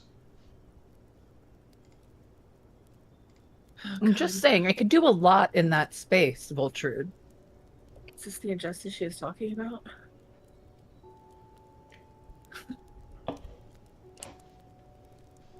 Maybe.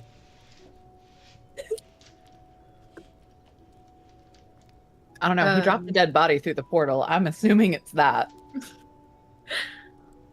I'm gonna get ready for the day and head down to kitchen dining hall or wherever. Okay. You head downstairs. Zephyrin, you wake up as well. Yeah, wake up, get ready. Who else is downstairs? Juniper has cleaned up from dinner last night where she left it and then is making breakfast. I'm gonna kind of help her this time, not telling her that it was kind of bland last night, but see if I can help spice it up a little bit for breakfast. Yeah, go ahead. If you want to go ahead and roll with advantage, Juniper, with a help action. And then as I see them, I kind of just yawn and just say, "What's for breakfast?" Breakfast. Oh, that's a nat 20. There you go. There you go. +3, so 23.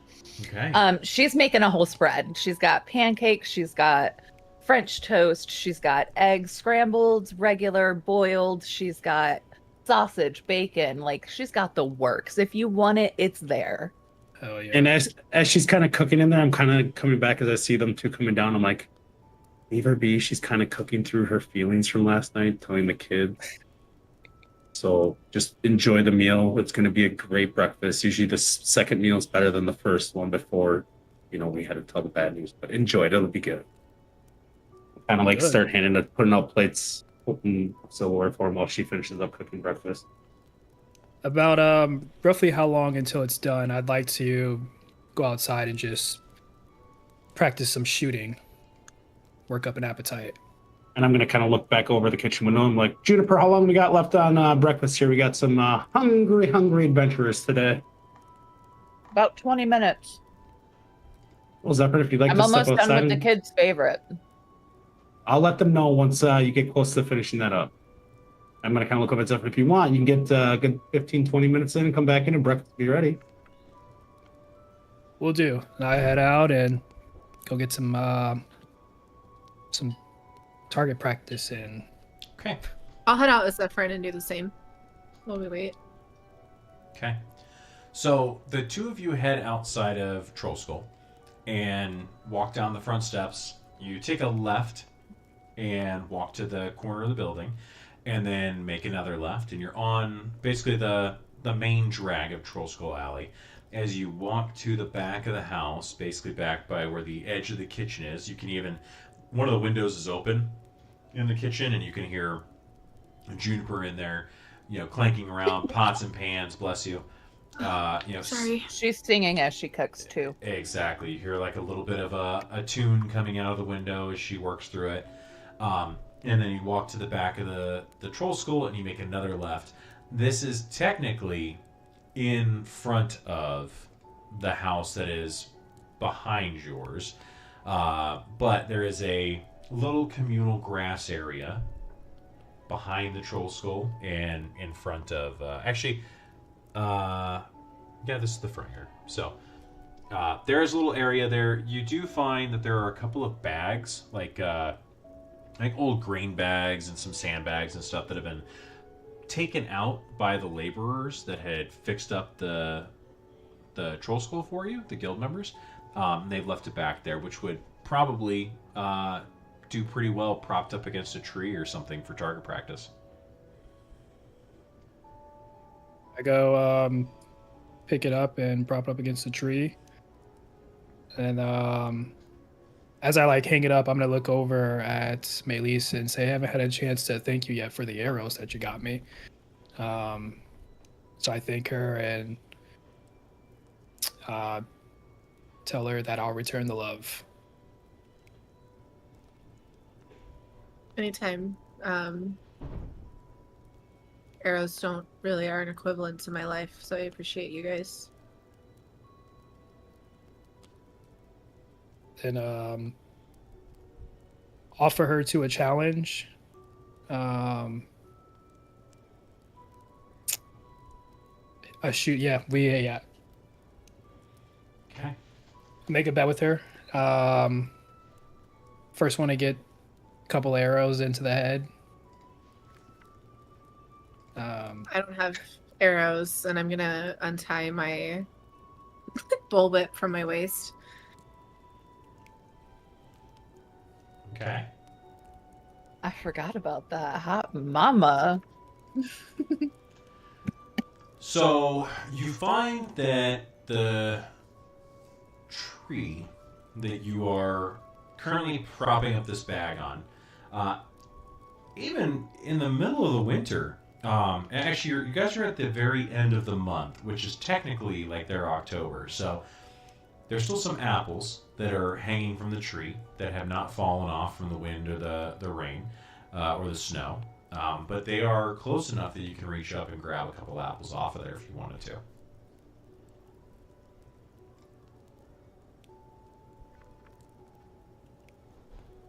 Okay. Gentlemen first.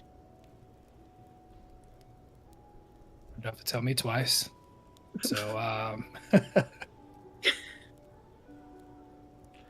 I go ahead and I grab one of the apples, sit it up there on the tree. Okay. And then I go ahead and let loose, fire off a shot. Okay. So what we'll do here is we're going to say you prop these apples up to make some little targets.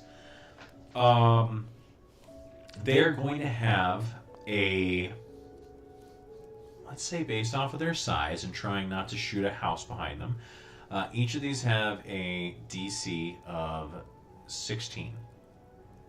You can go ahead and use your longbow to attack Zephyrin.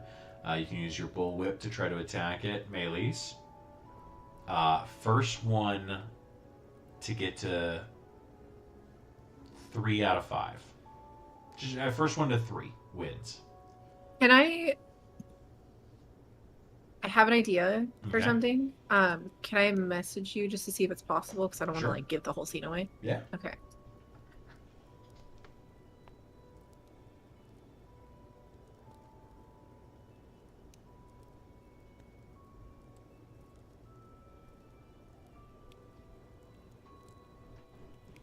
And where are you sending it? Through Discord? Discord, yeah.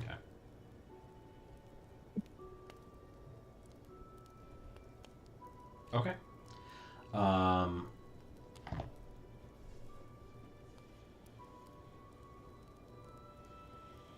Yes. Okay, cool. Yeah, plotting. Okay. All right. Mhm. Zephyrin, go ahead You're safe, and it's okay. go ahead and make your first attack.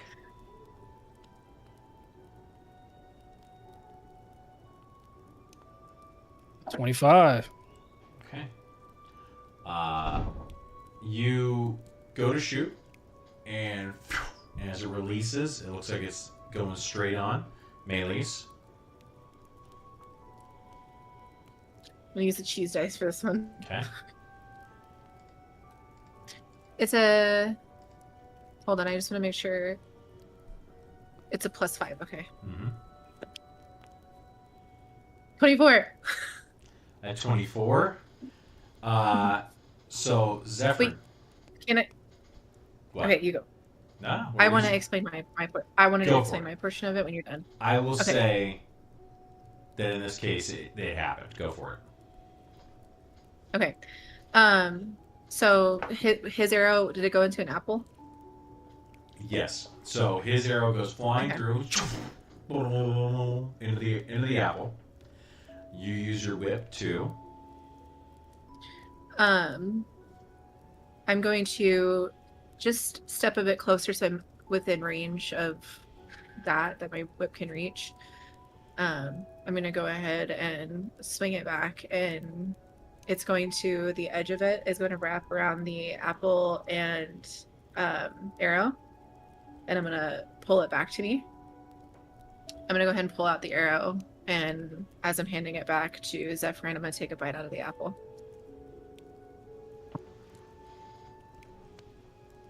I grab the arrow and I say, impressive. They're expensive. Don't lose them. I won't. You guys continue to do any more practice? Yeah, I'm gonna take out my longsword, and as it's new to me, get used to the balance of it and hitting the dummy. Cool. So the two of you together, you stand out there for a while, 15, 20 minutes, working with the longbow, the whip, the long sword, just kind of chatting away as you do it. Just getting comfortable with the equipment, the city, the house. Anything you want to talk about before you head back inside? I'm gonna walk around the garden here and find some flowers for Juniper. Okay. Make a nature check.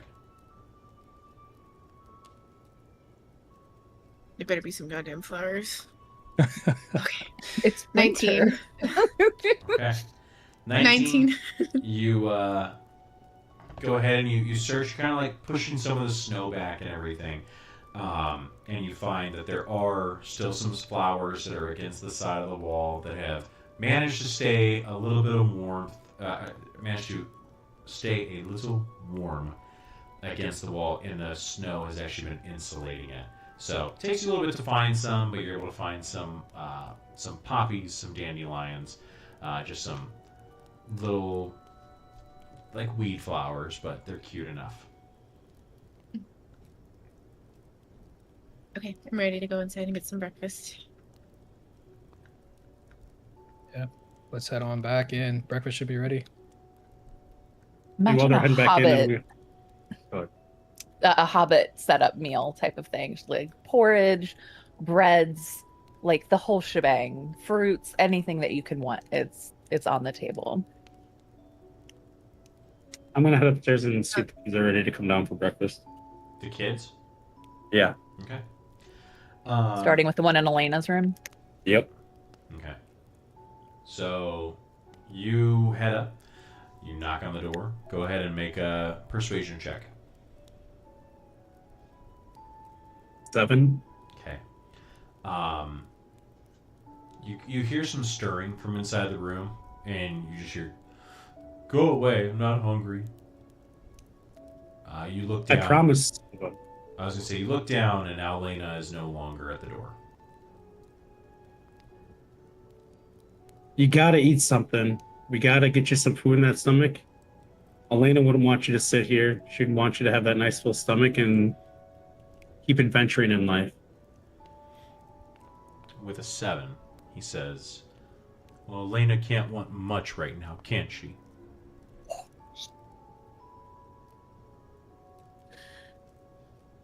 I know it's a tough time, and I feel for you as Juniper, myself, Tolomer. We all miss You Elena hide very that much. face. I don't want to laugh. And It's serious right now. And it will take some time to get over it. And if there's anything I can do to help, just let me know. But we can't start a day off on an empty stomach. Time to come downstairs and join Juniper for her breakfast that she's made so graciously for all of us. Go ahead and make another persuasion check at disadvantage.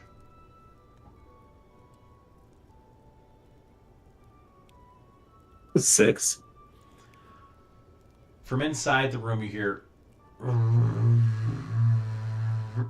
then you hear against the door. Barricaded the door. Well, since you won't come out now, we'll make sure we leave some leftovers in the fridge for you when you do decide to come down and eat. There's going to be plenty left over. I'm going to kind of walk away, and there's only one in the room, if I'm not mistaken, so I'm going to see if there's any other rooms. Yeah, so if you head up the hallway away from Elena's room, sitting in the sunroom, both like one of them is coloring right now, the other one is just kind of like messing with a book and kind of like throwing a dagger around. You see like Squidly's like tossing this dagger in the air while Nat is reading or is coloring in his book. They both look at you as you walk in. I'm going to kind of just give a light knock on the door frame and be like, Juniper has graced us with her amazing cooking this morning. We got some French toast and some other goodies downstairs. Why don't you join us? They're both like, they look, and Squidly says, he's like, yeah, I could eat. And yeah, Nat's like, and they're like, okay, yeah, we'll come down. And if you could try to do me a favor, try to get your sibling out of the room for me. I tried, but they barricaded, so maybe give it a little bit of a shot to see if they can come down and eat, get something in their stomach. Squidly looks at you and goes, he's not our sibling, and we're gonna go eat.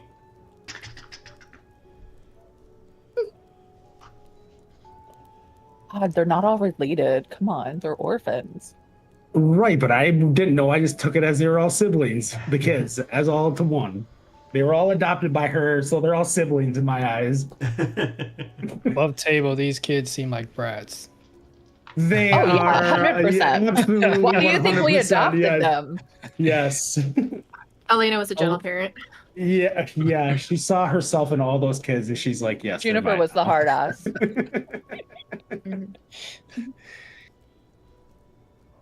I'm gonna head down towards breakfast as well, since the kids ran off on me. Yeah. So you head back down, and everybody but Jinx or Tollimer is not down there either. He's sleeping away. Yeah. I'm One second. gonna No, go go up ahead. to Juniper, and as she's kind of cooking, I'm gonna set the flowers down for her in her kind of line of sight and staying out of her way while she cooks. She just smiles very warmly and thank you. And as she's plating everything and like moving it out to the table, she'll bring them out in a little jar of water and set them on the table in the middle. Oh. Eat, please. And she also still has the crystal ball next to her plate. Elena's gonna load up her plate because she's been on a ship with dirty men. I'm sorry, for the Elena past ain't gonna do year. shit. She ain't here. Who's loading up a plate? Melis. Kista? Kiss.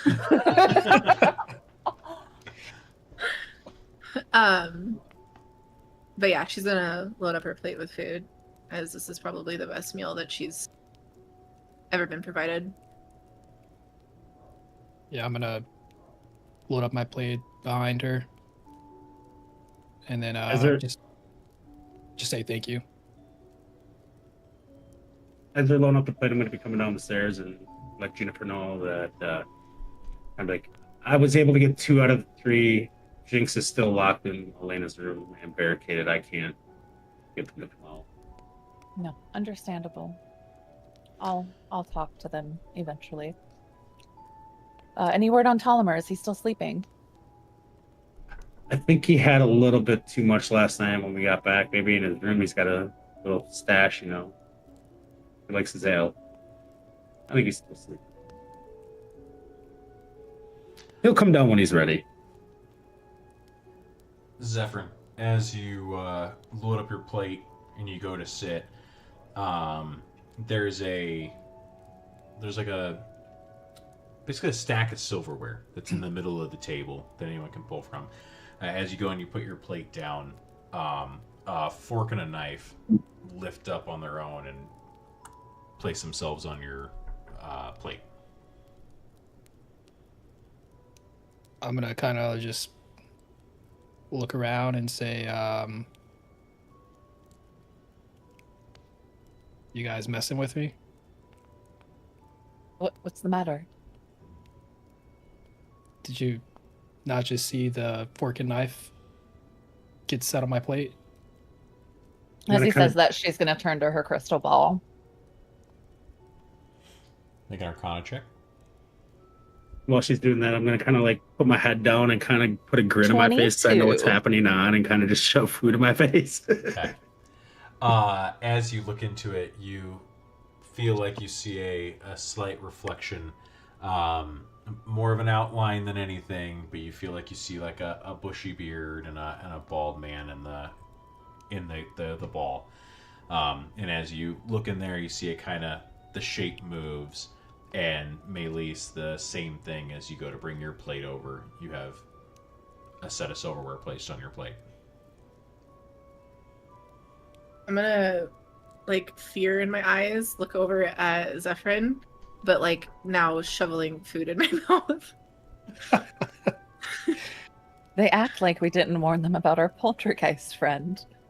Clearly not. They are still questioning that if they exist, and here we are at breakfast with our friends.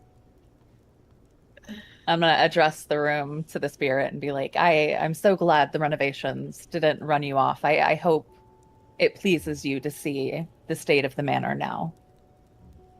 Elena's just gonna kind of like, or not Elena, sorry, Melise. Is just gonna kind of like look around to see who she's talking to. I'm gonna kind of just shrug, start slowly eating. Juniper, your napkin that's on the table unfolds itself and pulls off the table and sets itself in your lap. She moves, allows it to fall into her lap seamlessly as if like this happens all the time, and then she just maneuvering around it. I kind of like relax a little bit and just start really digging in. I know last night's food was not up to my standards. I really hope breakfast is a better view of what life will be like here. At least until our cook arrives in a few weeks' time. It's delicious, thank you. Did you guys sleep well? Hopefully it was a untroubled evening for you. Yeah, I've gotten some of the best sleep that I've had, and I can't tell you how long. Thank you. I don't I know will the say last time mine. I slept in a bed. Sorry. Nope, you're good. My new bed is definitely amazing in the library. I'm definitely not complaining about the upgrade. Better than the floor.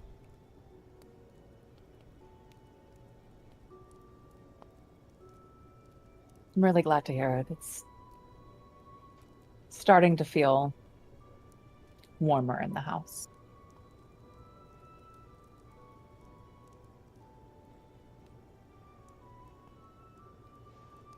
Okay. You all continue to eat. All continue to discuss the changes in the house, the updates. Over the coming days, the coming weeks, we will discuss how the Troll Skull operates from here. If there are any changes that the five of you want to make, we can go ahead and discuss. I can draw up new floor plans. I can make those changes. We'll bring out we'll figure out how much it costs and everything, and then you guys can open the Troll School if you want to business, or continue to handle it the way that it is right now. It is completely up to you. The four of you sitting around the table, Tom, are still sleeping it off and dealing with a missing finger. But the four of you kind of discuss the future and breathe a little easier for, again, the first time in weeks. But it is nice not just to be back, but to really feel like it's home. And as our view starts to pull back from the group sitting around the table in the, eating their food and enjoying each other's company, right before we pull out of the Troll Skull entirely, the front door opens and you guys see a small child holding an owlbear in front of him, coming in to maybe get some breakfast. And we'll go Without ahead saying anything, Juniper just makes up the plate, sets it on the table for them. Like no finalies, no nothing, just a welcome. Jinx hops up into a chair and gives you just the smallest smile as he starts to eat. And we pull out of the Troll Skull, the snow begins to fall, and the future begins. That's where we'll go ahead and call it for tonight. Aw. Yay! Ah, I'm sorry. fuck you. Fuck you, fuck you. You're cool, you're cool. I'm out. Nice job today, everyone. Thank you all for the fantastic roleplay. Yeah, it was a good evening for sure. Oh yeah. It was real good.